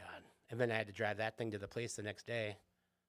Dude, Bree was so pissed off. Oh, She's like, you look like shit. I'm like, my You grandma. have- I went to my grandma's house. You have She's like, no what's wrong idea. with you? And I'm like, I need a nap. Like, you look like you need water. Yeah. It's like she Your said lips to me, are all dude. Yeah, dehydrated. Ashy Larry Yeah, for yeah. sure. and shit, dude. Mr. Joe. Yeah, exactly. let's take a listen to some more tunes. We got let me see here. Episode 337 was with Close City Terror. We've got Teflon Idiot from their they've actually got a show coming up March 14th with Castor Valor, Midnight Devils, Imaginarium, Night Wish Tribute at Zora Darling, 6 p.m. doors, $12 in advance, 18. See, I'm starting to squint, dude. See that shit? I got it. I'm going to need some of them spectacles. I got some right there, as a matter of fact, but I don't never use them, motherfuckers. 12 in advance, 18 day of show. After that, we're going to do some Thunder Goat, Beef City from Tomah, Wisconsin. That's dope. Coming, swinging for the fences. Really digging these dudes a lot. They're cool. It's just dirty sludge, man. They just bring it, man. I really dig them. They're going to be here at Sync Fest 2. Mike Bullock and Red Vinters putting this together March 21st at Eagles 34. That's Plague of Stars, Living Through Ghost, Boar, Thunder Goat, Red Vinter, Sweetland, Enigmatis, 21 plus $6, 6 p.m. at the door, sponsored by the Shred Den. And again, like we're doing Close City Terror, Thunder Goat and Boar. We're going to do that one, and then Red Vinter and Plague of Stars after that. We'll mix them all together, but that show's going to be a good one. The Boar guys are from Brainerd area, guys from Solarind, or if you remember, Kobaloy. And I look back on these episodes too. Kobaloy actually was on, this is one of the oldest episodes that I still have on file.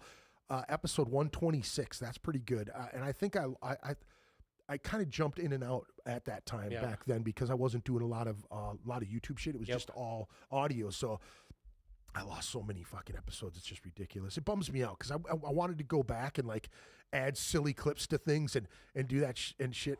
That was when we had to download them too. Yeah. So you could ask for tons of that stuff back if you ever wanted to. I'm sure somebody's got a ton of them. You think so? Oh, I'm sure, dude. Yeah, I don't know, man. I mean, put it out there one time. Think so? Yeah. Well, I tried to.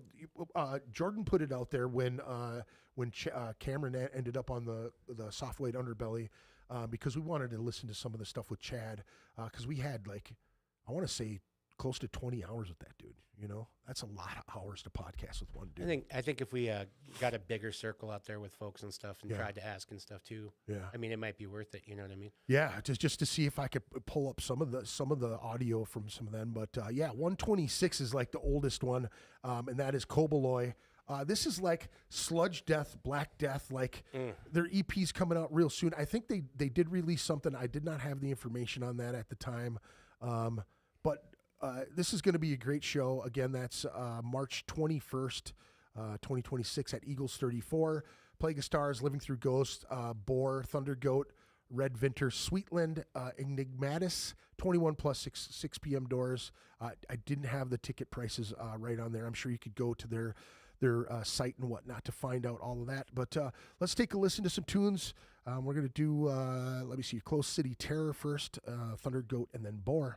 Stick around. We'll listen and hang out. There we go.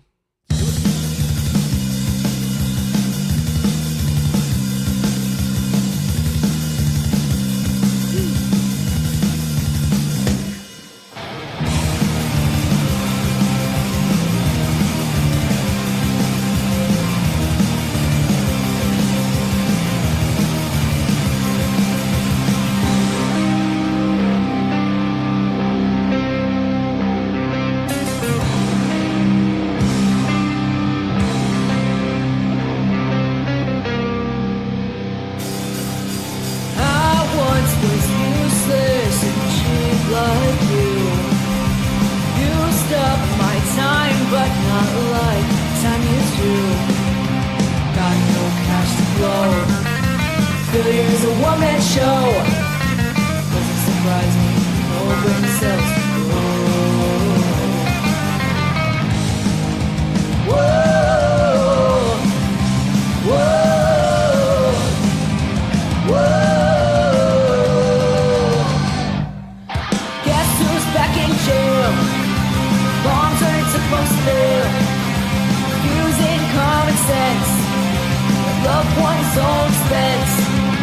Again, the point is this: he slapped on the wrist. Back to the same old shit. Never gonna learn when there's bridges left to burn. He's the Teflon idiot.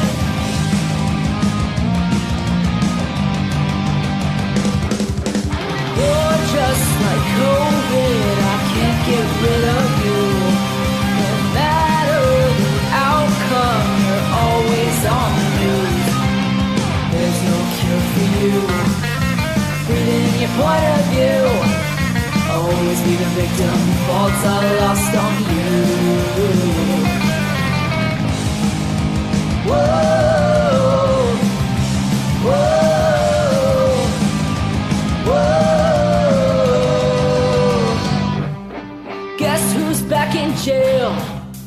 Moms running to post bail, refusing common sense, at loved one's own expense.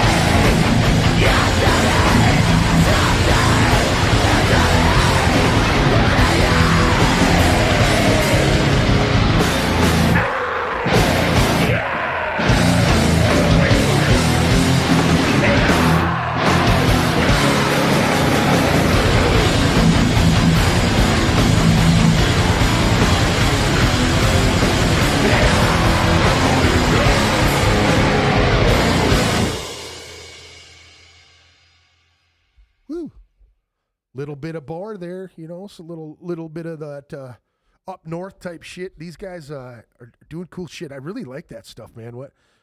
Yeah, they're solid dudes, man. You know, I love it when you see these cats coming from these small towns way up north somewhere, and they're just brutal as shit, and they're, you know, really cool. Well, it gets deep up there. Yeah. Oh yeah. Yeah. Yeah. I mean, you know, all of the cool bands. I mean, we were talking about Acid Bath, in the cool things that they've been doing since, you know, getting back together. And you and I seen them in Iowa, and then we partied together here. And God, that was so much fun. Funny. I jumped on that.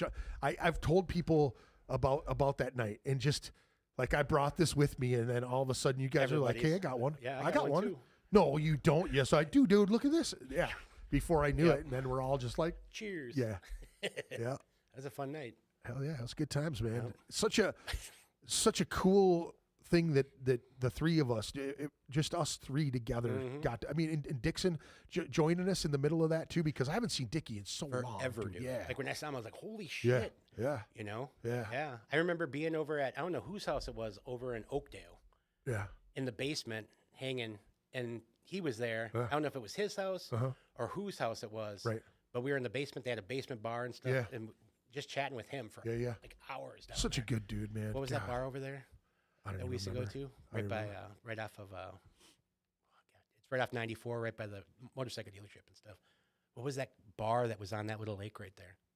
Oh, that was where Ray used to work. That I think you talking so. about the steak place you're talking about right there? No, it was the place. The steak place was in front, wasn't it? Because it was a bar. Yeah, I don't know. I don't remember man. that because we all went there a couple times. Oh, yeah. Me, you, Hizzy, and Yeah, because like Ray used to Smithy. work there. Oh, okay. Yeah, she used to work there, so we'd go there and she'd hook us all up. We Blue Fox. Yeah. Oh, We're dude. going to that. Oh my God, that is a club that, dude. Right. Wow. Right. Blue Fox and that Emerald Inn right next door. Jesus, dude. Yeah. Tore it up from the floors up, dude. We've been around, man. Yeah. So I kind of wanted to ask you, dude. You know, living in that neighborhood, Go man. ahead, shoot. You've seen some shit down there, dude. You know, the George Floyd stuff popped off. And I remember being on the phone with you and you going, dude, everybody's putting up wood around here. And you're like, I got to get some wood. And I'm asking my boss. It was sold out everywhere, dude. Yeah. And my boss had a shitload of them. And he's like, I go, dude said he'd give you a tattoo if you help him out. And he's like, really? And I go, dude, he doesn't want his shop to get shattered, you know? And he's like, okay, we're good. Yeah. And then when I gave him the gift certificate, he's like, well, he wasn't kidding. I was like, no, he's a real dude. He's a good guy. He'll take care of you. You know what I'm saying? And it's such a good guy to do that for, you know, not only a co-worker, but co-worker's friend. You know what I'm saying? And then Yassine, who has the little corner spot. Yeah. Everybody in the neighborhood got together and boarded his joint up. He was very emotional about that, you know? Yeah. But we were down there watching that shit all the time.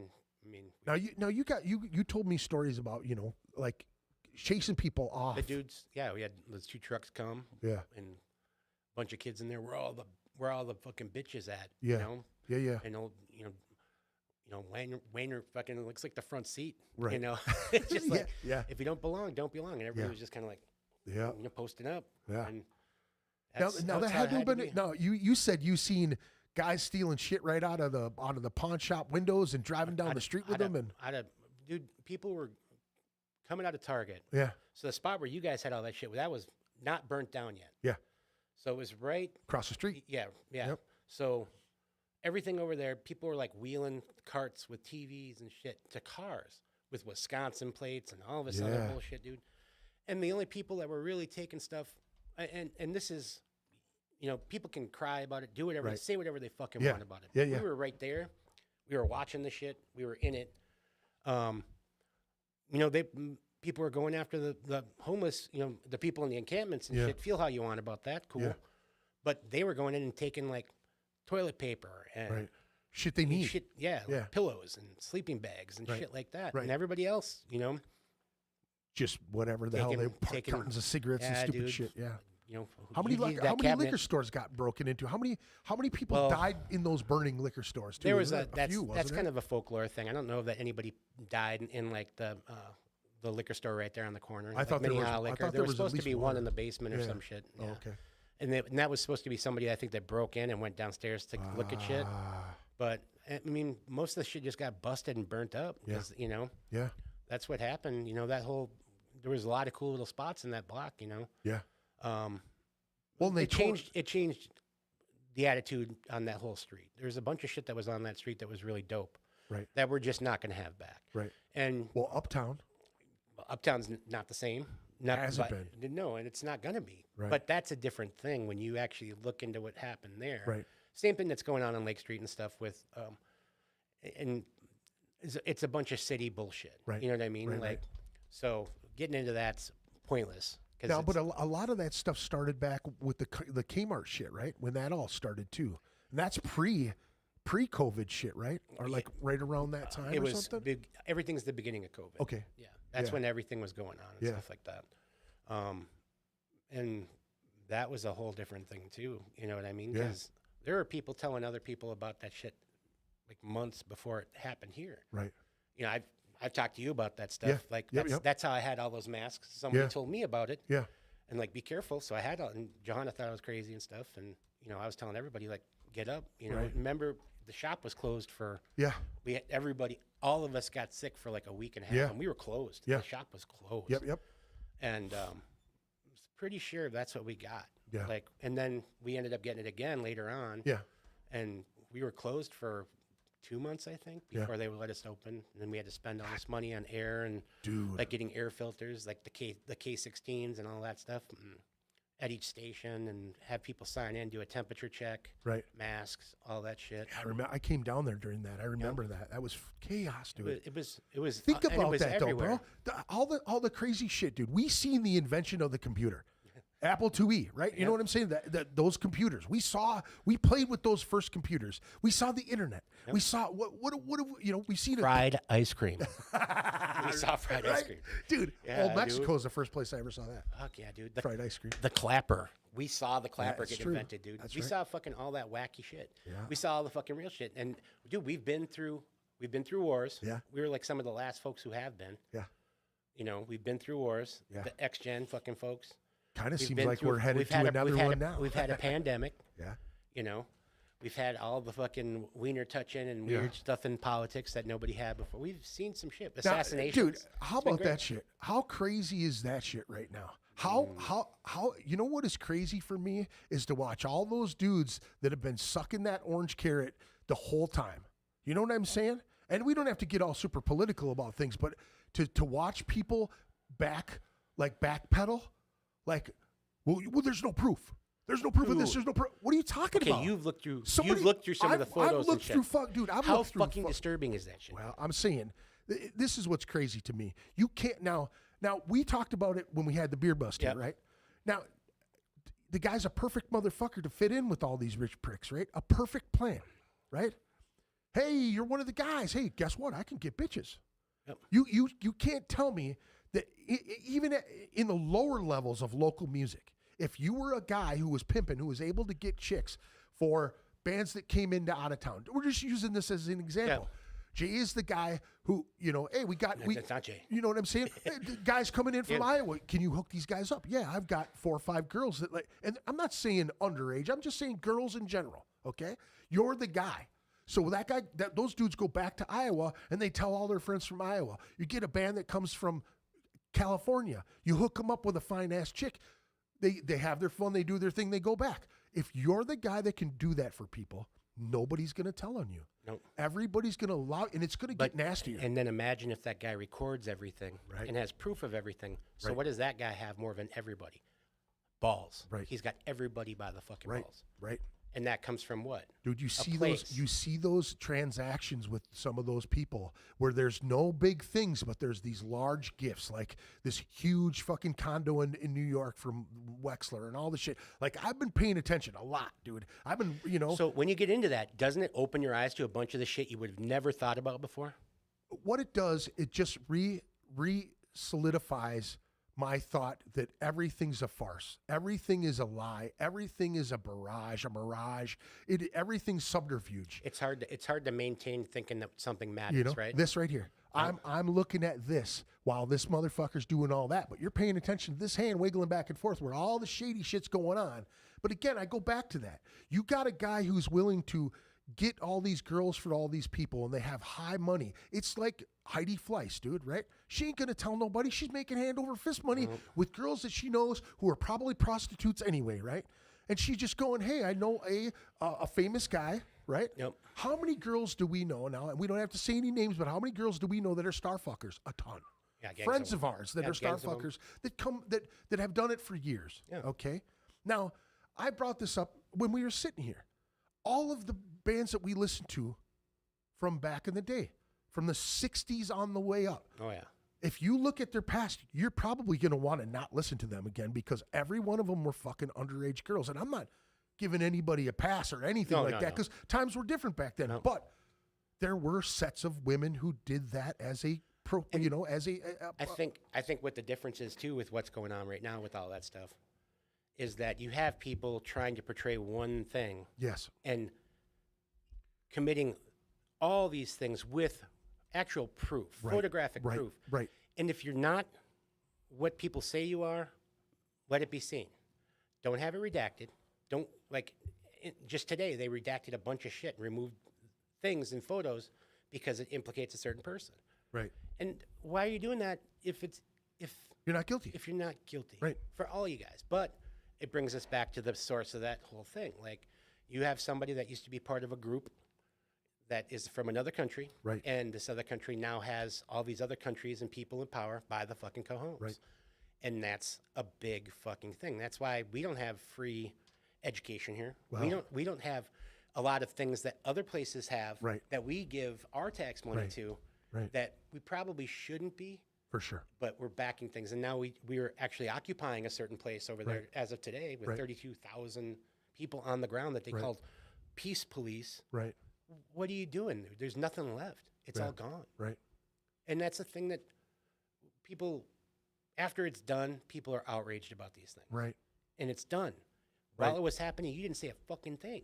You know, and that's the thing. Like all of the shit that's going on, you know, as of late. You know what I mean? Like all of it. You know, it going through all of that stuff and going back to what you said, like going through that, it just reinforces the fact that we don't know anything, right? So when you look at the COVID situation, okay, when you look at it came from this and then it came from that and then it comes out later that it comes from this, and you know now you have to have doctors' notes to be able to get the thing now. Yep. So here's the thing: it's like with each passing thing that's happened to us, with anything, okay, I always look at my wife and I go, "You don't know." Nobody How knows. do you know? How do you know? You search for it. You look for it. And here's another thing: is that you of all people, and I know this of you as a person, you're not a guy to just take one road and go, hey, this is, I'm 100% behind you, whether it's left or right. I know that for a fact. I know you as a human being. You're right down the middle and you call bullshit on either side. Mm-hmm. And that's how I feel you need to be. Where if in the climate these days with people around the city, and you know, because you live in the neighborhood, you know how it is. I understand that you want to keep the dumb assholes out, because I remember during the George Floyd stuff, that was a topic that we talked about quite a bit, is that there are And it people was an coming issue, into time and they're coming into town and they're fucking shit up and leaving. You know, piles of rocks on the fucking corner and shit. I remember you sending me shit talking about that all the time. Yeah. Like, dude, they've got cinder blocks and fucking bricks on the side of the road. And they would pull up and just drop them off right there. Right. And it wasn't people from the neighborhood. Right. You know what I mean? But that's the same thing happened with old girl that just got done dirty, you know? Yeah. There was a dude at one of the fucking joints. I saw that. And he burnt the flag, and then he tried to walk away, and people were like, who the fuck are you? Dude, they're He was walking there, with them. He was there to fucking, you know, because Start there shit. is definitely a different mentality between the two parties and stuff. Yeah. This wasn't to me, this was not a party issue. This was an incident that happened where somebody got fucking shot in the head. Right. Whether you say this person was in the wrong or that person was in the wrong, dude, perspective is fucking everything. Right. There's one truth to the whole thing. Somebody's fucking dead. Right. By somebody who didn't have the proper training, wouldn't have been in that situation one bit if they did, Right. under another situation that is questionable to the tactic in which it is. Right. The purpose for it, that's a whole different fucking Right. issue. But the tactics of it, it's a push. It's a show 'em power kind of thing, and it's because of other political bullshit that we're dealing with it. You know what I mean? Right. And that's what people. The full story gets so deep. I think these motherfuckers got to the point where they're thumbing their nose at each other. that now it's become a target. We become a target. And yes, you know, I mean, another question I was going to ask you is like, how do you feel about that kid Nick Shirley coming into town and like razzing up a bunch of shit? You know what I mean? Well, that's a thing too. You think about paid political actors. You think about all this stuff. Right. Well, there's a movement for that kind of thing. Yeah. The left has it. The right has it. You know, the right has all these cool ways of saying things. So does the left about, you know, these things. Dude, if you took away all the bullshit, 90% of people are going to want the same shit. Right. You know what I mean? Yeah, Without the blue or the red, Yeah. the elephant or the fucking ass. Right. Without either side of that, Yeah. people want pretty much the same shit. fucking wings on the, But you know? yeah, two wings on the same shitty fucking bird, dude. This wing doesn't feed itself. This wing doesn't feed itself. Right. They both those wings assist the bird Right. of eating. You know, Yeah. and people will never see the that. fact that they're in Congress arguing over who was more transparent and why things were sent in the bill that they made, right? It should be completely transparent, even to the people who the redacted shit or the unredacted shit was already redacted before they even got it. Yeah. That is not supposed to be a thing. And who's going to be accountable for that? Nobody's gonna be accountable. That's fucking They- ridiculous. because they talk around things, and it's been going on. Yeah. So talking around things, making up new rules, all this shit, dude. Particularly right now, since it's always had, it's just a figurehead. Yeah. So the background people are the things that I always think about. Yeah. Like people hate, you know, the orange fucking whatever he is. Yeah. Momo. People Yeah, I hate, got you. people can't stand him. People do that, and he's easy to do that too Yeah. because Of the he way he- is that yeah, yeah, yeah, caricature. yeah. You know what I mean? Yeah. But they're not going after the real bullshit, which is the background shit. Yeah. And that's the dangerous shit because whether he's in there or not, they can still do what they fucking want. Well, see, and this is what I've always said, okay? They're all puppets. It doesn't matter how you look at it, Yep. okay? This is what it is. How the fuck did they get that money? Yeah. You know what I'm saying? How did they get that money? And who's on whose back? Yeah. And when those guys come and calling to hey, man, I gave you this amount of money to get you in place. And you know, everybody who's donated that money has a cause that they have, you know, in the back of their head of what they're going to try to push forward. You know, what can I lobby for on my dollar that I get, the millions of dollars that I gave you? So do you think it'd be interesting if people had to wear like sponsorship jackets like NASCAR, where you get to see who donated to them on that Oh, yeah. jacket and stuff? Oh, yeah. And you could actually see the real Oh, yeah. story. Yeah, yeah. Because that's what I've been saying about all Yeah. this shit. It's like these motherfuckers are taking the same Yeah. money on each side. Yeah, yeah. These big, huge people who are donating to the Orange Twat Waffle are also donating to this guy over here. To combat the other guy. Because they keep, if they keep shit the way it is, their system's going to keep moving, dude. Yeah. We're human capital stock. Right. Goyim. Right. Right? Right. We're just animals. Yep. We're here to make the machine move, Yep. and the money machine is Yeah. what it is. Yeah. We And- are the cog in the matrix. It's funny that we got two tattooed fat guys talking about, you know, Yeah. you want to talk about the Fed? What do you want to talk about stocks and shit like that, and how the S&P? I never cared about any you know, of that shit and when I was young. None of us had the time to. Now that it affects our lives, you know. Well, I was always political, you know, when I was a kid and stuff. But I've always had the same idea, where it's like they're not doing anything for you. They're giving you a sucker that fell on the ground that's got hair on it, and you're just happy you got a sucker. But see, from this is how I you look know? at the whole Somali thing, though, too. You know what I'm saying? Like, I believe what is the best way to manipulate the system is to get some people that don't know the difference between good things and bad things. Because if you come from all bad and you give them a little bit of good, they're going to do what you want them to do. They're going to vote for your people. That is a way to do that. You know, and again, I don't know the political agenda Yeah. behind anything. I don't know what the propaganda is. To wade between And the that's- two is one thing. Yep. For me, it is a humanitarian thing. Do people need to come and have a place to be saved, to leave a war-torn country to come here? Yep. But again, then you go to the whole assimilation thing. Like it's like a fucked up loophole, right? You can come here, but you're supposed to assimilate, but yet we allow you to have your religious freedom and your freedom to do this, okay? But it still doesn't make sense, because if you're coming here, why do you want to change our country to be like your country that you just left? Why is it like that? And that's, You know? again, we have a perspective on Yeah. that. Because a lot of those places, they have a community. Yeah. Just like there's Polish communities, there's Sure. Italian communities, there's, Right. you know, everything right. that's here. Right. Nobody cries about that, but there's a reason for all these things. You remember in St. Paul when we were kids, when the Laos stuff came in, the Hmong and everything? Yep. Same kind of bullshit, dude. And Right. the same people crying about the same shit. Nothing changed about their neighborhoods unless you lived over by McDonough and shit like that. Right. Nothing changed about the neighborhoods. Nothing did anything. These cats made a fucking living how they did, brought good food, more flavor to the fucking city that we live in. Right. All this other shit. And nothing bad happened. Right. Like nothing changed. Dude, what? You're mad because they had a public garden on fucking, Lexington between Roselawn and fucking. But Laotians and Somalians are completely different in a way. It's you know what I'm saying? But we're in different times Sure, too. sure. That's Absolutely, that's absolutely. that's the big Absolutely. difference here. Yep, yep. We're in a political climate now Yeah. where the separation attitude is huge. Huge. Religion, Huge, which does not dude. belong in politics, Right. no matter what. Right. That's what these people made this place Right. with. Religious freedom. Right. It didn't mean that you could be more religious knowledge. I mean, you're free of this bullshit. Right. You know what I Right. mean? So trying to bring it back in, trying to make women second-class citizens, Right. all this stuff, dude. Stepping back, That doesn't make any sense.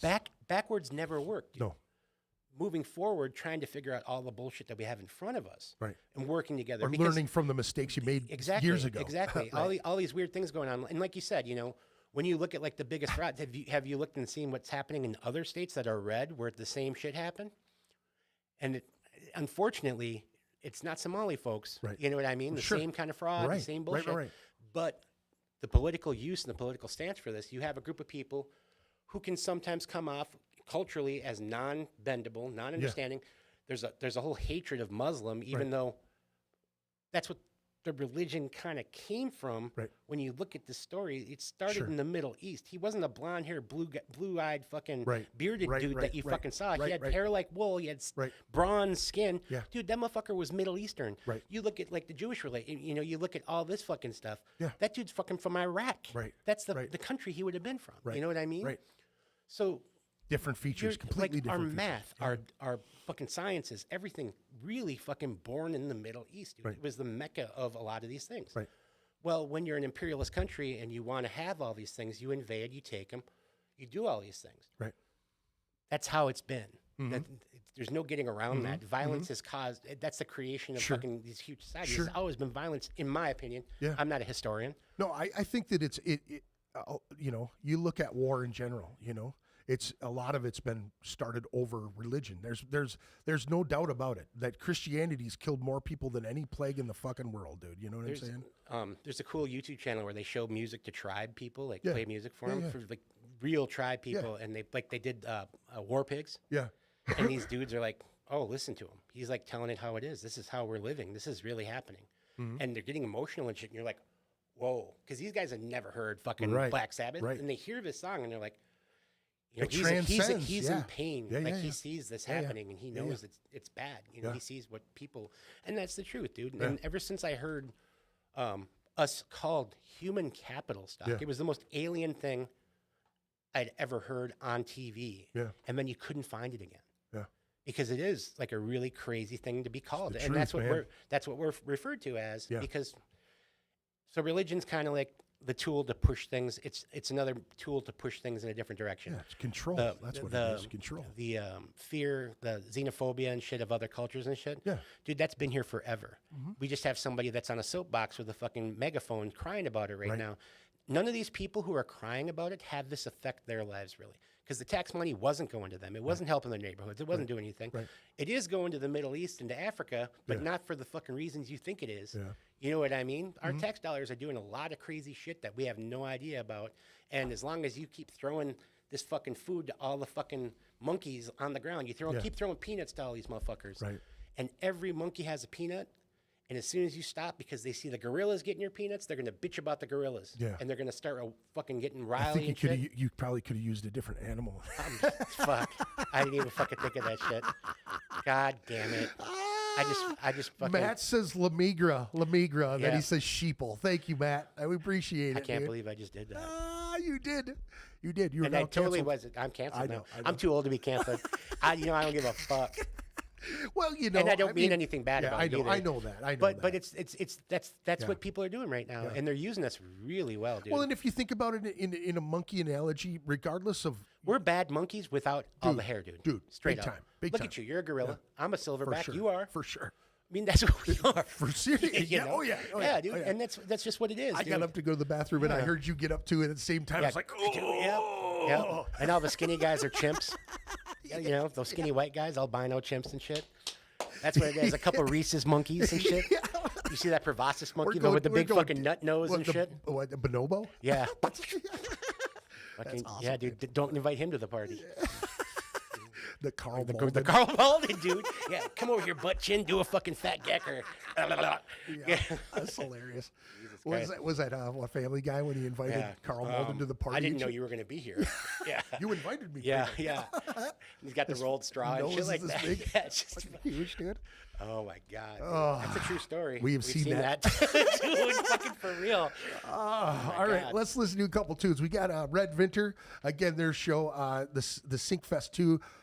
That is March 21st at Eagles 34. Plague of Stars, Living Through Ghosts, More, Thundergoat, Red Vinter, Sweetland, Enigmatis, 21 plus, 6 p.m. doors. That is sponsored by the Shred Den at Eagles 34. I'm sweating. This whiskey's good. Let me see here.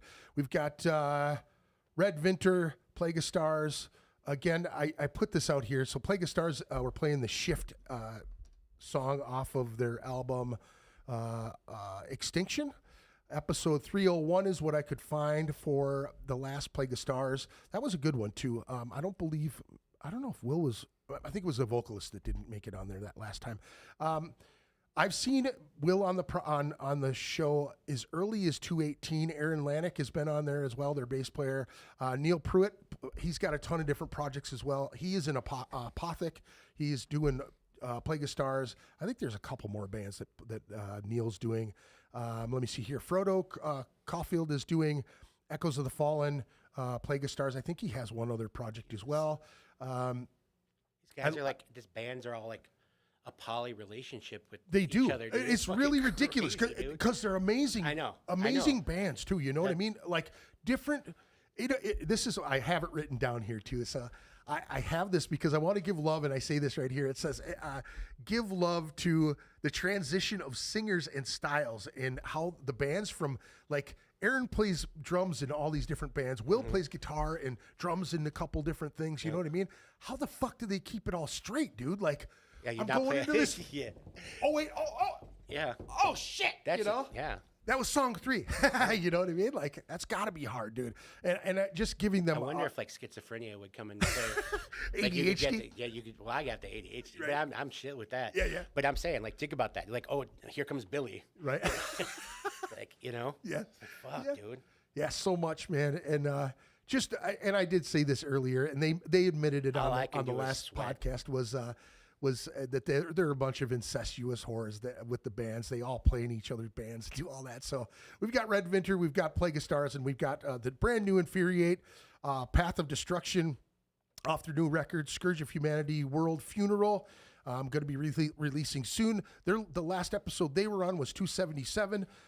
If they are booking for spring and summer too, if you guys are looking to book these guys, they're a fantastic band. Really cool, laid back punk rock dudes. This crusty, grindy. It's like punk rock death metal. I don't know. It's something about it, just like the slowest, dirtiest. Delicious. Yeah. It's so crazy, dude. So we're gonna take a listen to Little Red Vinter and move on from there. Stick around, folks. Let me see what number is that. Let's go here. Is that it? It is.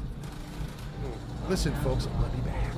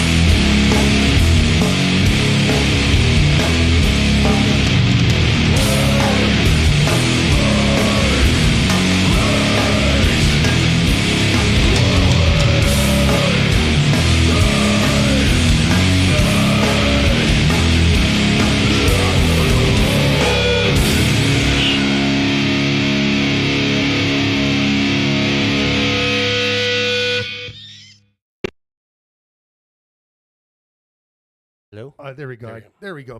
Unmute. There we go. Incineration. I like those guys. It's just you would Play that one more again. that last little area. Yep, we both. It's like almost the Munsters. You know, Yeah. that's awesome. I love it. Again, that first one was Red Vinter KIA. Episode 332 was the last time that Red Vinter was on, and what a fun podcast. Those guys are really cool dudes, and you know, Mike's putting on great shows. That Syncfest 2 again is at Eagles 34 on March 21st. Plague of Stars, Living Through Ghost, Boar, Thunder Goat, and Red Vinter, Sweetland, Enigmatis, 21 plus 6 p.m. doors, sponsored by the Shred Den. Dude, I fucking love that shit. I love this music. I like doing this. This is It's so good. much. Yeah. Think about it, man. Good times, man. We're just sitting here talking politics off the air, and it's so funny because, you know, I've been avoiding it. You know, I've been avoiding bringing it on the podcast because it's so.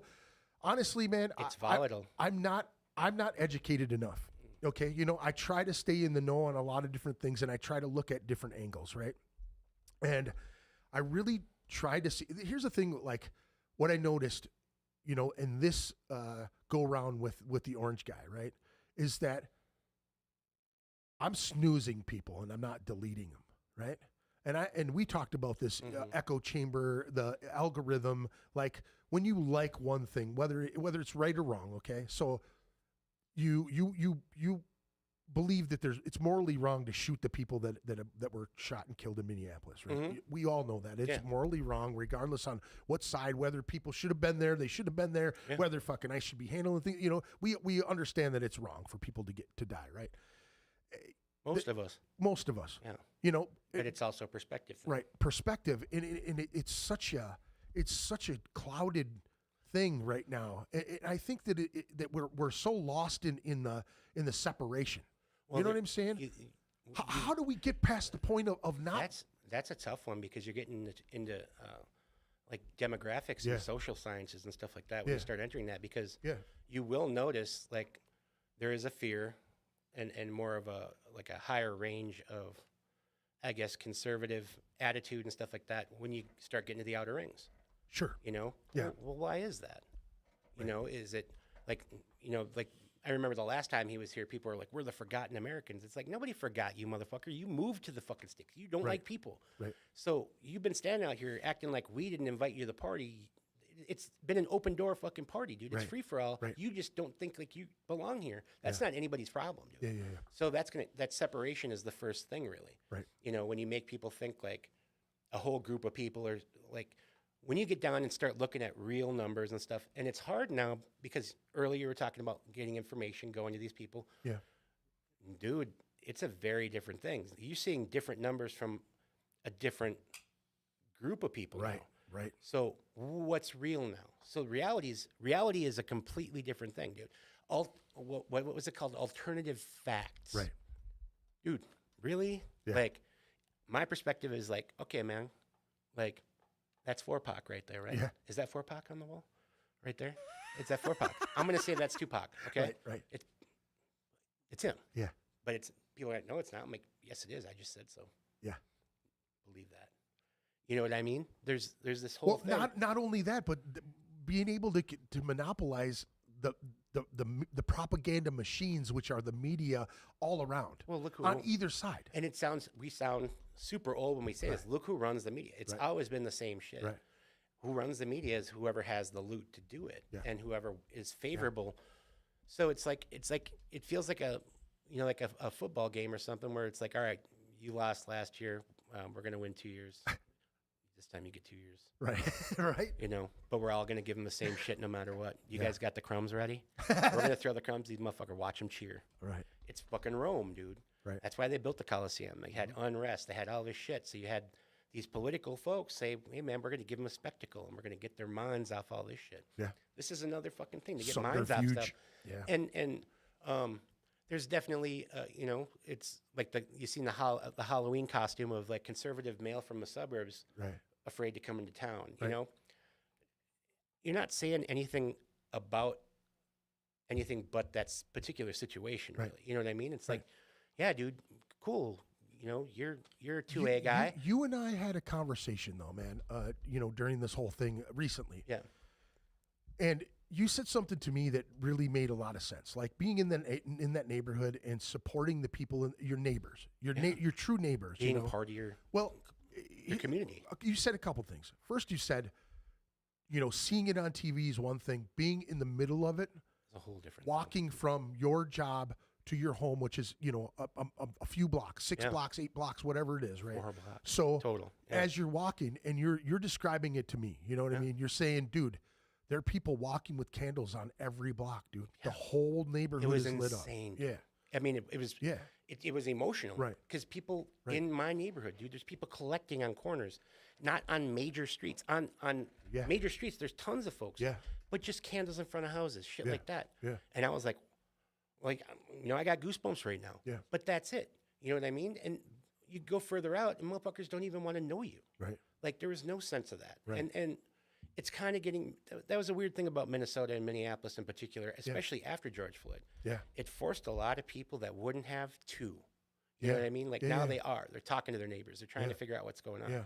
They're communicating Right. like they didn't before. Right. And that was something that when we grew up, we had that in our neighborhoods. If a kid was someplace with other kids, a mom knew where they were, so it was a phone call away. Well, or one shout if at they dark. if they yelled out the door, hey, Yep. and you didn't come, Yep. the neighbor 4 houses down and be like, they're around the corner. Yeah. I saw 'em. Yep. Yeah. Or you better get home. Now you know, that now stuff. you're mad at that neighbor because they left their Yep. trash can And now out it's a longer or phone some where you shit. can numb it out. You know, can silence it. Shit like we didn't have that stuff, dude. Yeah. We were lucky where we didn't have it. Now you did say some a couple other things that really struck home to you. Like, you know, one, seeing it on TV is completely different than being in the middle of it, Yep. right? And being in it every day. 2 was the fact that in your own neighborhood, you changed the way you dressed. Yeah. That blew me away. You're like, dude, you wouldn't believe the way I'm dressing right now. You're like, bro, I got camouflage. I got that shit on right now. You know what I mean? And we talked about that for like 20 minutes about just not feeling comfortable and having to change your persona in your own neighborhood. No, and think about that. Yeah. Dude, I mean, look at what, you know, you made a promise. Yeah. Think about that. Yeah. You never had to do that in your whole fucking life, dude. No, And just, you know, in North Dakota, I never needed to. in North Dakota, they went into a shop, pulled the owner, took him. Damn.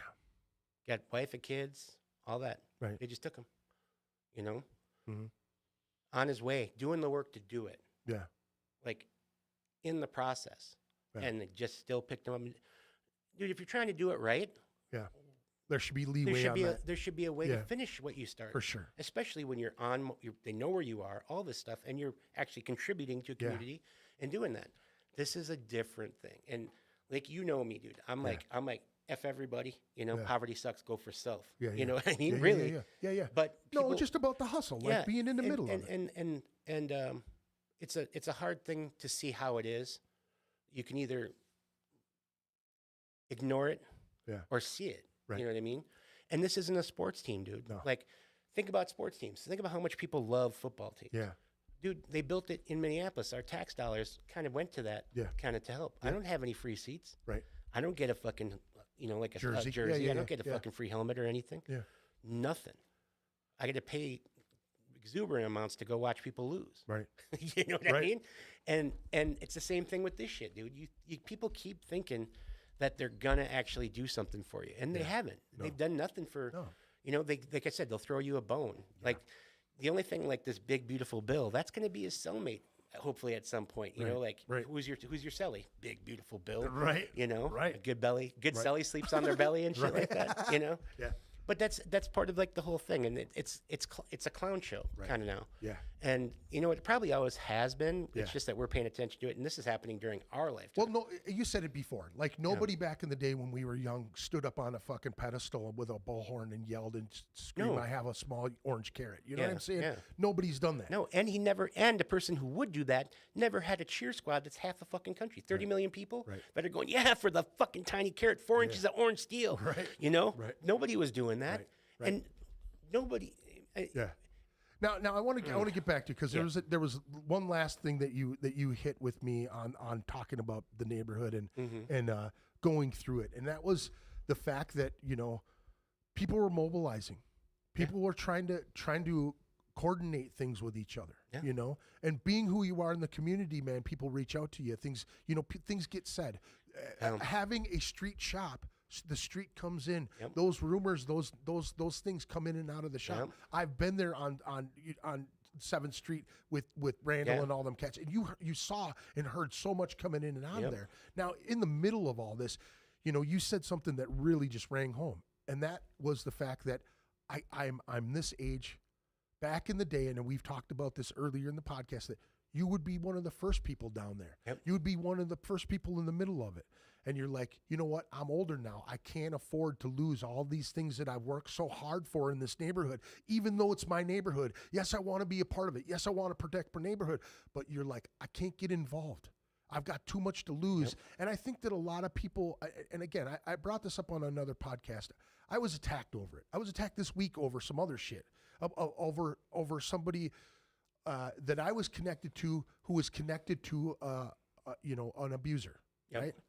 So in a fourth person, I was blamed for being a friend of a friend of a friend, much like our situation before, right? And so I said to the dude, I'm like, you're looking for a cause to stomp somebody down, and now you're looking at me, and I'm like, dude, I'm the wrong one, because I don't believe any of that. If you're a pedophile and proven to be a pedophile, you should be first in line to the wood chipper, in my opinion. I don't give a fuck how much money you got.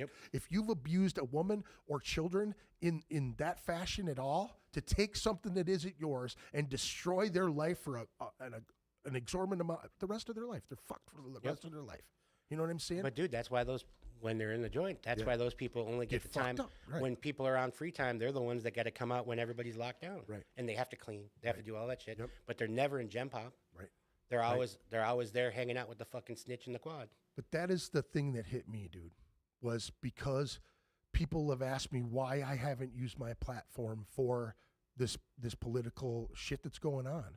And, do I care about my community? Obviously I do. And anybody who has watched the podcast or been involved in this podcast knows that I care about my community and the people in it. And I truly do. And you are the same way.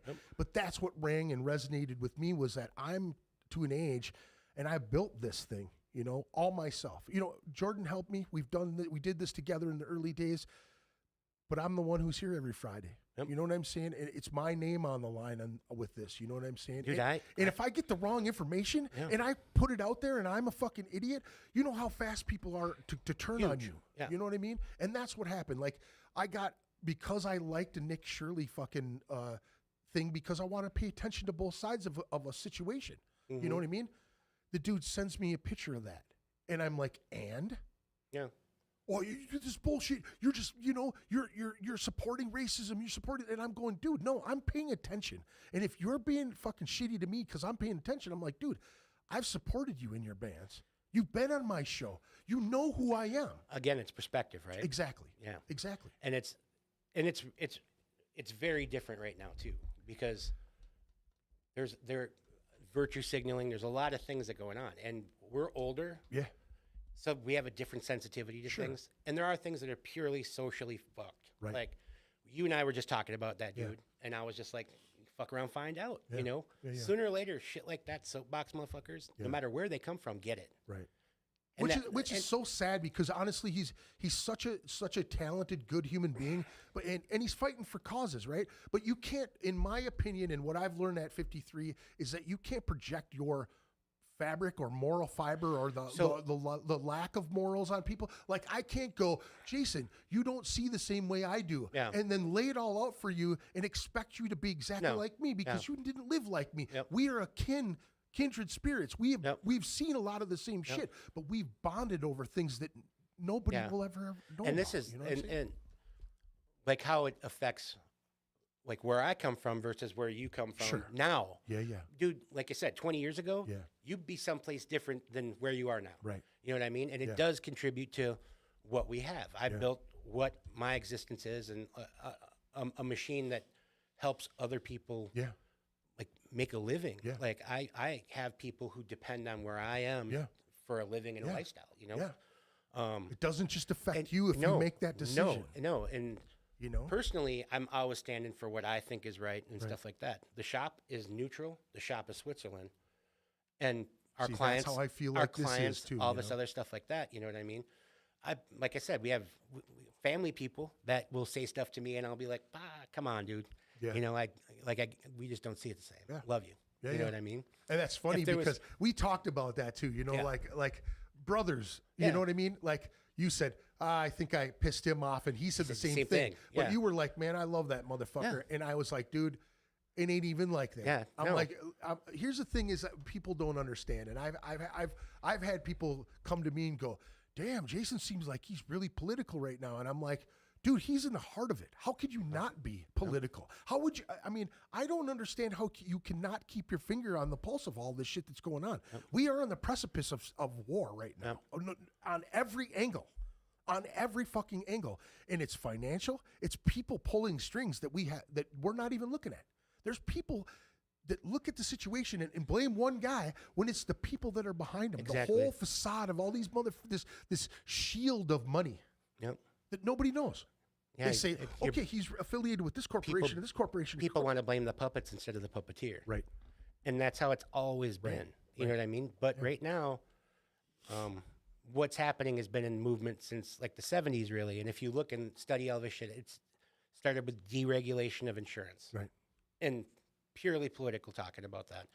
And now they found a figurehead that has an influence over people. It's like a bucket of chicken. Yeah. And you've heard me say this stuff before. Yep.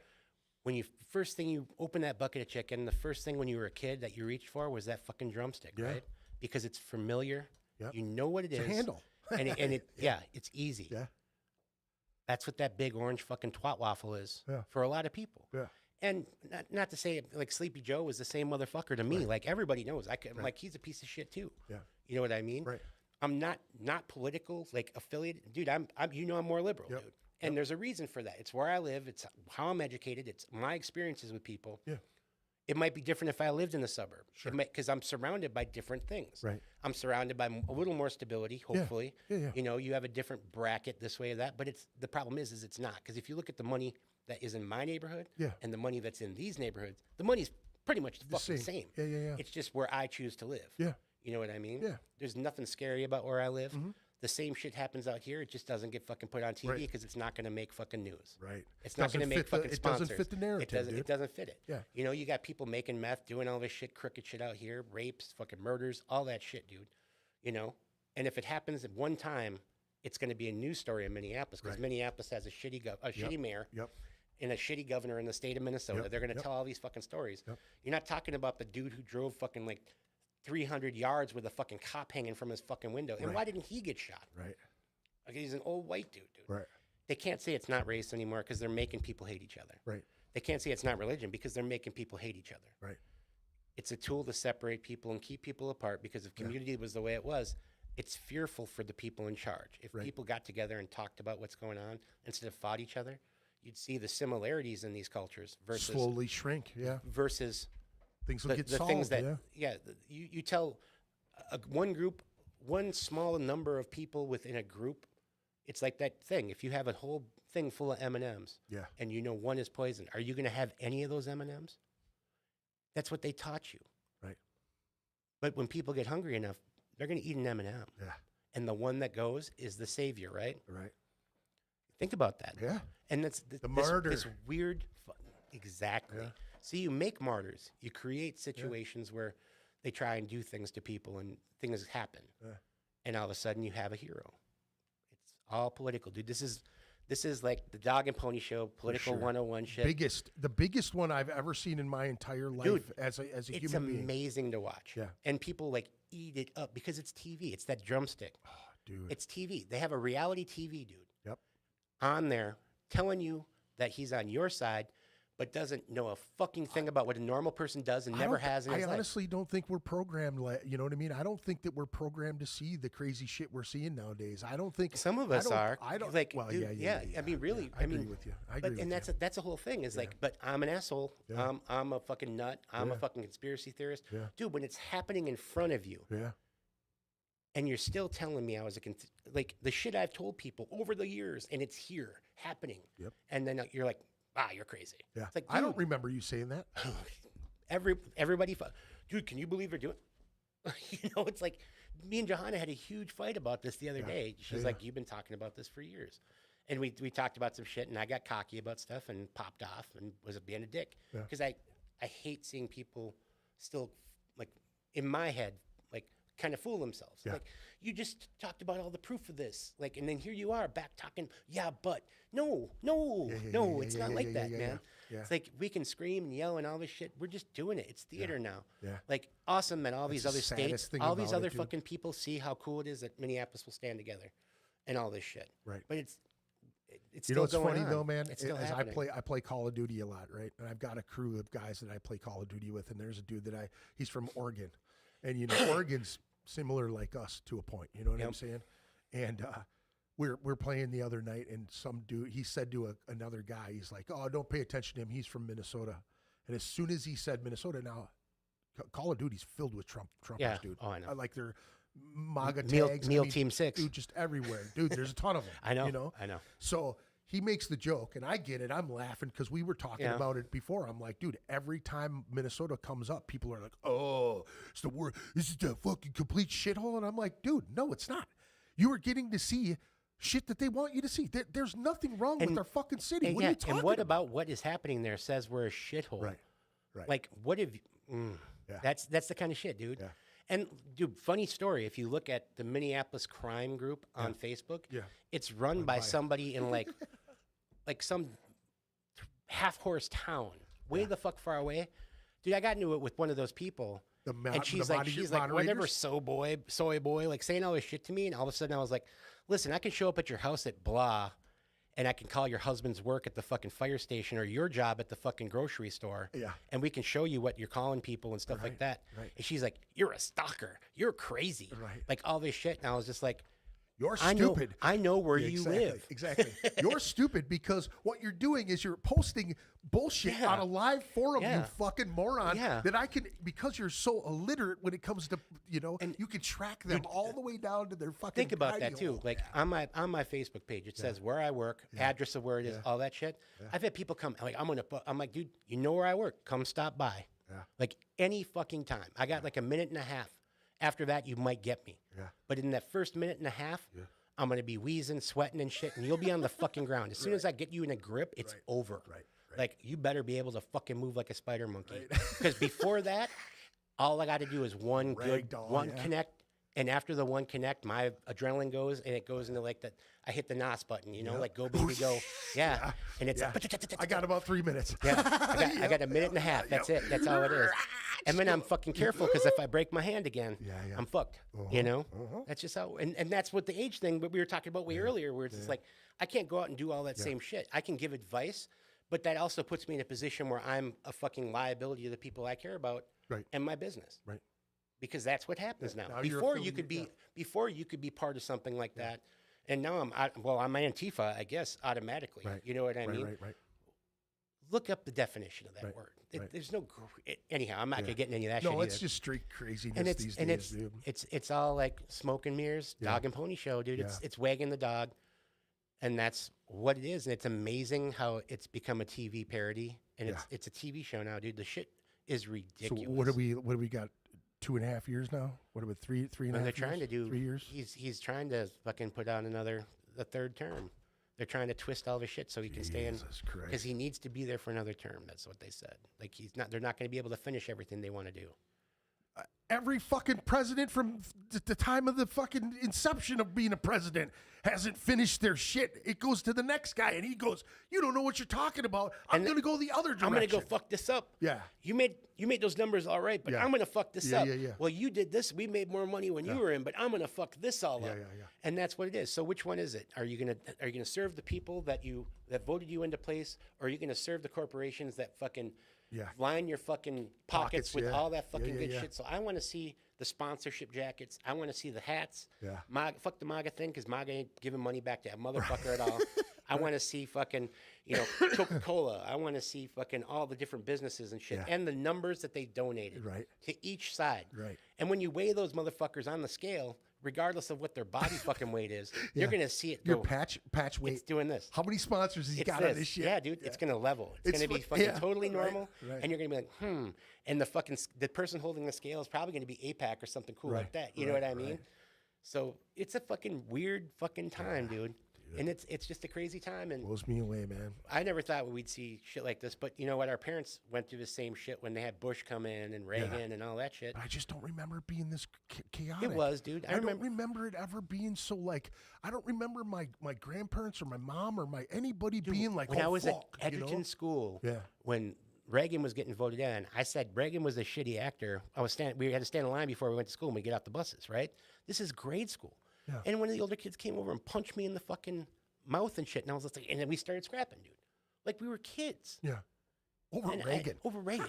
And I'm like, what did I say? I said he's a shitty actor. Right. And what do you know? I'm like, I love him. Dude, I thought Yeah. about, I love him. But as we're older, I'm like, are you fucking kidding? And like, I told my grandpa and he just shook his fucking head. You know what I mean? Like, Yeah. and then, but think about that, dude. Like, and how did that happen? Blows me away, Is dude. ignorance inherited or taught? Right.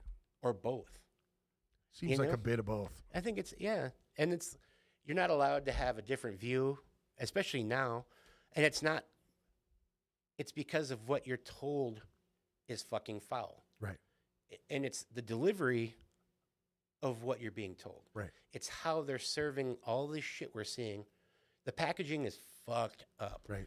It's been the same shit for every president doing the same kind of bullshit. Same shit. Same shit, except now it's got fucking Meal Team 6 shit on it. Right. It's got all this fucking shit. Cheeto dust they're, on it. They're not being so shy about fucking segregation and fucking wanting the people to be separate and shit like that. They do it. Minneapolis used to have the highest level of segregation in the United States. Right. Per fucking capita in the rings. So, but now they pushed them out to the suburbs, and now all the people that live in the suburbs are pissed off that they got people of color living in their fucking neighborhoods and shit like that. They're gonna take it's gonna drive my property values down. I'm like, no, the fucking meth hut you have in your backyard and the 5 cars that don't run since 1999 Right. are driving your fucking property value. You must down. be going through Blaine. Yeah, dude. I don't know who eats that much fucking milk. Right. But you could have like 5 or 6 rafts. Are you waiting for some shit? Like how many fucking milk carton fucking things you had? Like that kind of shit, dude. You know? I was trying to do the milk carton race at fucking Biddy Maki Ska, you know?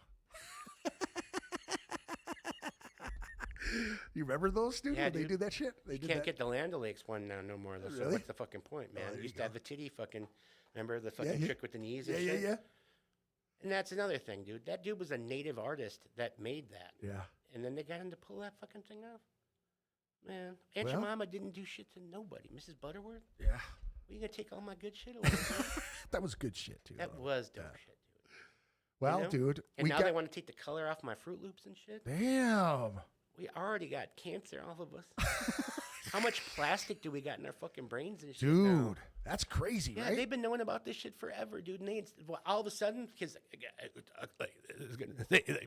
right. I'm like, dude, look at that. He's an ex-heroin motherfucker, dude. If Billy down the street with fucking track marks and a couple fucking bone crushers on his fucking right arm fucking told you that fucking Wheaties was fucking good for you and the fucking Cocoa Puffs was fucking horrible, you gonna pay any attention to that motherfucker? And he comes at you with a gentian blue mouth and shit like that. Right. After he gets off the plane and he Yeah. fucking has to force to eat that fucking hamburger and shit. He's like, I can't eat it. I'm like, what the dude? We're in a fucking parody wasn't of what that dude just implicated too, being involved who with the fucking? fucking isn't? All the motherfuckers. You? Dude. Barry Me? Manilow's probably on that fucking list. Right. Right? Yeah, I'm not. We don't have that kind of money, dude. Not yet. But Even if you seen- did, though, man, you know what I'm saying? I don't want to taste any of that cream cheese. That pizza? I love me some pizza. Yeah, look at. Okay, there's a good example of what we've been talking about. Holy shit. How long have they been talking about that shit? Pizzagate shit? The other one.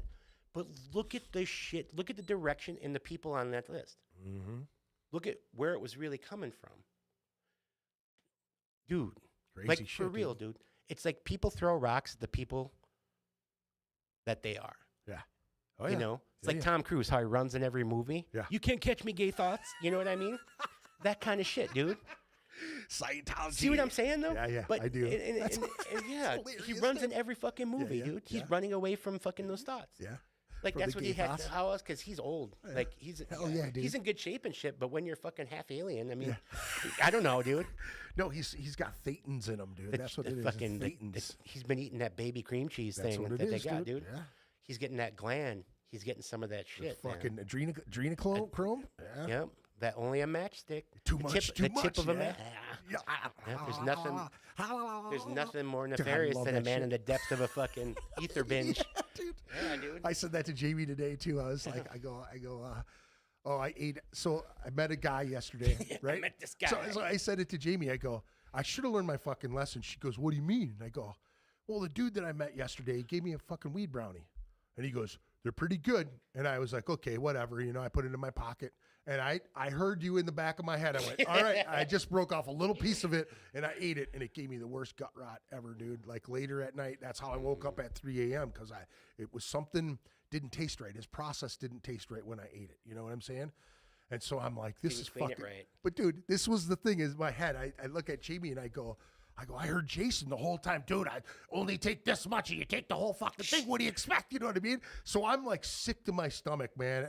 And Jamie says, yeah, dummy, you don't take drugs from a stranger. Yeah. And I go, yeah, I am 53, not Hunter S. Thompson. Right?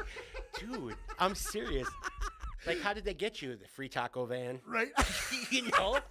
That's how they got my ass. Dude, yeah. they had corn tortillas. You have no idea. The lady had a lotes. Yep. Yeah. She had them. Fucking, yeah, dude. Do you want chili? Yeah. It's like here. Toda la chingada. You want Yeah. chili? You want tajin? Yeah. ¿Qué onda, güey? Yeah. Oh Mira, man. cojones, güey. So we got a couple more tunes. We're coming to the end of this. I want to make sure that you guys see this too. Make sure that you stop over at Jason's Tattoo Shop, Lowbrow Saints Tattoo Collective, 3456 Minnehaha Avenue, Minneapolis, Minnesota. You can contact him for availability via Instagram, instagram.com/Lowbrow Saints. Jason's the guy. He runs the shop over there. You can find availability, get a hold of him. He's got a ton of great. I want to actually pull that up again because he's got a ton of cool stuff, and it's a new, new location, a new look. You can go back and dude, he's got so much cool shit on his website here too. So I will pull that up.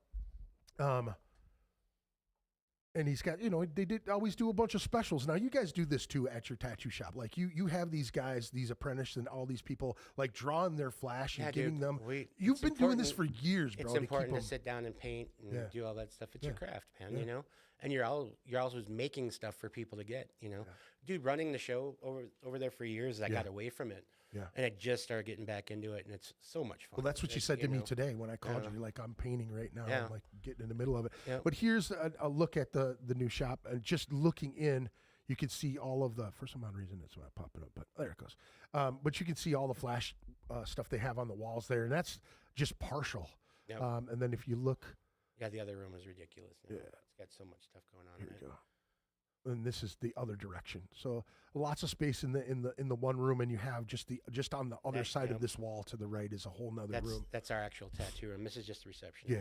Yeah. And so this is a really quaint little shop and in a really nice little area. And these guys have been into it for a long time, and it's continuously changing, man. I've seen you evolve through this whole game for years, man, and again, like we talked about earlier, like you took a break from it. Like you were in a mix with some of the best tattoo artists in the town at one point, you know what I mean? And like learning from these cats and being around. I mean, I remember you and Tim painting in that old house, you know what I mean? Like these huge things you guys were doing all the time, and taking a break and then coming back and then, with the Linda stuff and like getting into it again, I was like, holy shit, he's doing it, man. You know what I mean? And then, opening this shop and seeing it blossom into something, and all the love and support, dude. I can't say thank you enough, man, because it's like anytime we had anything, you were like always so gracious to us and handling, That's what we do. Yeah, that is. Exactly. I mean, you're doing it right now. You know what I mean? But right. it's also an excuse for staying out. Yeah.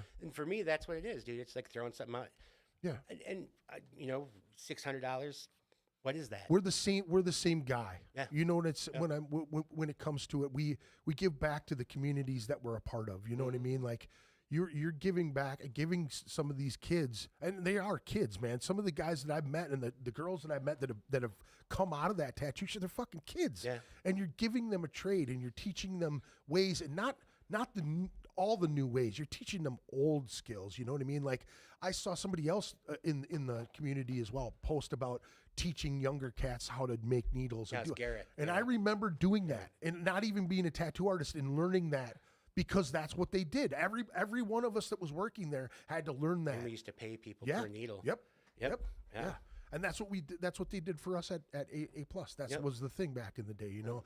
And I love that about the tattoo. And it's the same thing about the podcast. You know what I mean? I've said this a million times on here too. I'm giving the opportunity and the platform that it was given to me through the Root of All Evil and 93X back in the day with Neil and Wendy and, you know, all of the DJs that were nice enough to Ton Mastery for sure. Yeah, you know, dude. that brought us on and gave us love. And they ended up getting in trouble for doing it. You know, Ton Mastery was the first person who brought us on at the state fair, pulled me and Jack in and we talked. And then the next time I saw her at the Quest, she was like, I got in a lot of trouble for that. And I'm like, why? You guys support all the local stuff anyway. She's like, we don't make any money off of you guys. You know, there's no promotion behind you guys. Yeah, we love it because you're right here in our backyard, but you know what I mean? She was the first person to kind of pull the curtain back and go, look, this is what we have to deal with. Well, she actually saw the value in what we brought. Right. Because it was that like concierge. Yeah. You know what I mean? Right. Like, oh, you know these guys? Cool. Can you like make this happen? Right. You know. Facilitators. Yes. Yeah. I would agree. So, but that allowed us to be part of amazing things. That Right. we could, Amazing things, dude. like things that people think we're lying about. Yeah. I mean, and that's so cool. Yeah. I mean, being a previous liar. Right. But so I'm used to it. Yeah, yeah. But like motherfuckers would be like, yeah, I can't even tell you. You would You're never, stretching that shit a little it's far like, now, it's like, buddy. Did you see the pictures? Yeah. No, you didn't because we didn't have those phones then. God, thank it. Jesus Christ. Oh, how many times did one of us throw up at the fucking at Little Jay's spot over there? What was that? What was that bar right there? The one on the east side. Parkside. Parkside, dude. All the Windsor and all the craziness over there. Dude, that shit. That still that goes video, around, bro. dude, where I'm fucking pumping that dog for no good reason on the fucking pool table. Man. And I wasn't even. I was like dancing and holding the dog. Yeah. And they made it look like I was fucking jiving with him and shit. I'm just like, man. But it was. What was it? Friday Night at the Parkside? Was that the name of the song? Yeah. Dude, the songs were great. Yeah. Yeah. They were fun, man. Jordis. Yeah. Yeah. She's all married, kid. Yeah. Yeah. She still looks beautiful. She is. Yeah. She's always been Amazing gal. Great voice. Yeah. Well, let's hit these last three songs. I wanted to go back with the Infuriate one. Again, that was a new one from those guys, Path of Destruction, off their record, their new record that's coming out in 2026 here, very soon. The Scourge of Humanity World Funeral. They're also doing a show we were talking about this place, the Schooners Tavern. Infuriate Radical Fun Time. Their album release, Risen from the Ashes. It's Skulls of Tomorrow. It's a free show, 21 plus, 7:30 doors against Schooner Tavern on March 30th. True. It's a neighborhood bar. Yeah. You will experience a good time. Yeah, hell yeah. And then these next three songs, we're going to do that, and then we'll be done with the episode. But I thank you guys all for coming in and listening to us and hanging with us. It's always a pleasure to hang with you, bro. We don't do it enough, man. You know, and this is... I love this because we really can get into some shit. You know what I mean? Because we talk about this all, you know, through text or when we're hanging out. You know, it's just conversation for us. You know, That's what's good. like that learning conversation. You know, but here we go. We got Exactly None or Exactly No. I'm sorry. All I Need. That's Brad Gunnarson's band. It is their CD release party, I believe it is. It's a Cardinal Sun showcase show. Exactly No's release party. It's B Gun's 50th birthday party as well. Holy fuck, I got a lot of notes on this one. But it is Cardinal Sun Showcase. It has Johnny Rook, Rad Owl, which is going to be the second one here, which is the guitar player or the vocalist from the band Align from back in the day. And he plays guitar and sings on this one. So it is really in the vein of Align. You know what I mean? It sounds just like it, really. Jeremy, I believe, is his name. Those are always good times. Yes, dude, all the time. Yeah. And I loved playing with those guys with Sub-Level. So Johnny Rook is one of the bands. Rad Owl, Drown the Lifeguard. I played on the podcast a few times, and I believe they're from Eau Claire, Wisconsin, La Crosse. But Drown the Lifeguard, their drummer, Matt, is a fucking phenomenal guy, has his own podcast, and he does like horror movies and stuff. He does like reviews on horror movies. We did Texas Chainsaw Massacre 2 together on his podcast. I didn't have that information, but they're on that show. And if you haven't had a chance to check out Drown the Lifeguard, they are absolutely amazing. They're heavy as fucking balls, man. And I wish I had a video because I would definitely play those guys, but I'm looking forward to trying to get those guys on the podcast. Exactly No as well. I get B Guns project on here. I have never had Johnny Rook on my show either, or Align, or Rad Owl. So each band on this show, I would really love to get on the podcast. So if you guys are watching, come on through. Come on through. Brad Gunnarson's been a part of the music scene for a long time, and he's helped Reaping Asmodee. He's helped American Head Charge. He's helped a ton of bands in Align, a ton of bands in town. But he does have the show. It is his 50th birthday party. It is, let me see here, 6 p.m. doors, a Cardinal Sun Showcase. It is, the fucking information's not there. How do you take notes and not take the right notes? It's just, I think it's marijuana. That's what I think it is. Did you hear it? Wait, listen.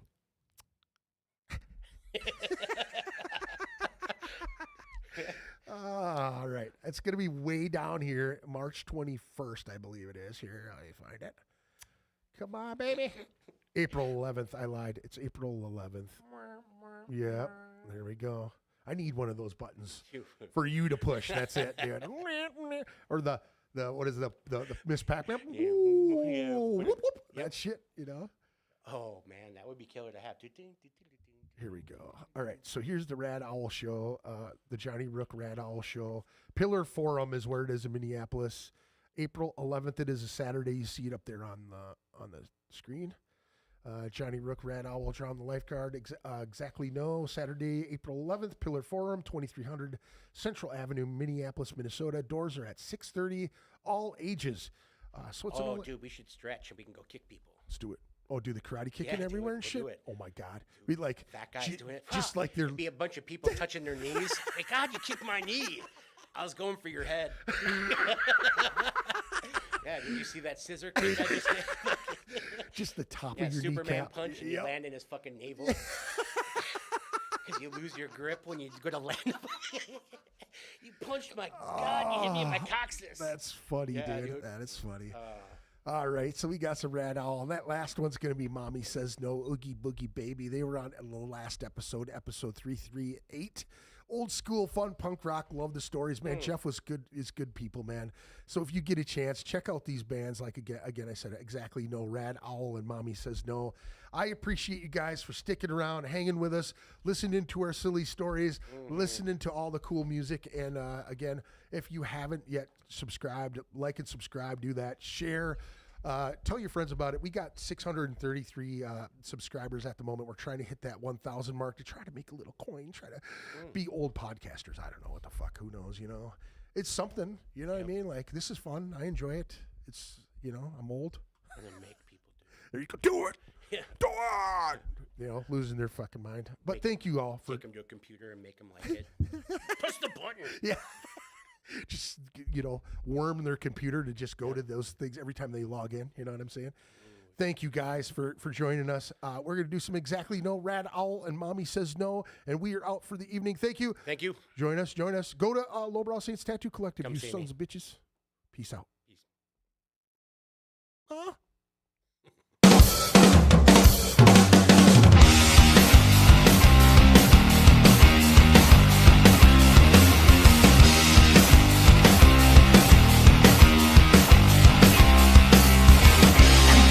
But you just know that's where it all begins. Your best story is a plot hole, and you just slip right in. The way you carry it is weightless. You feel it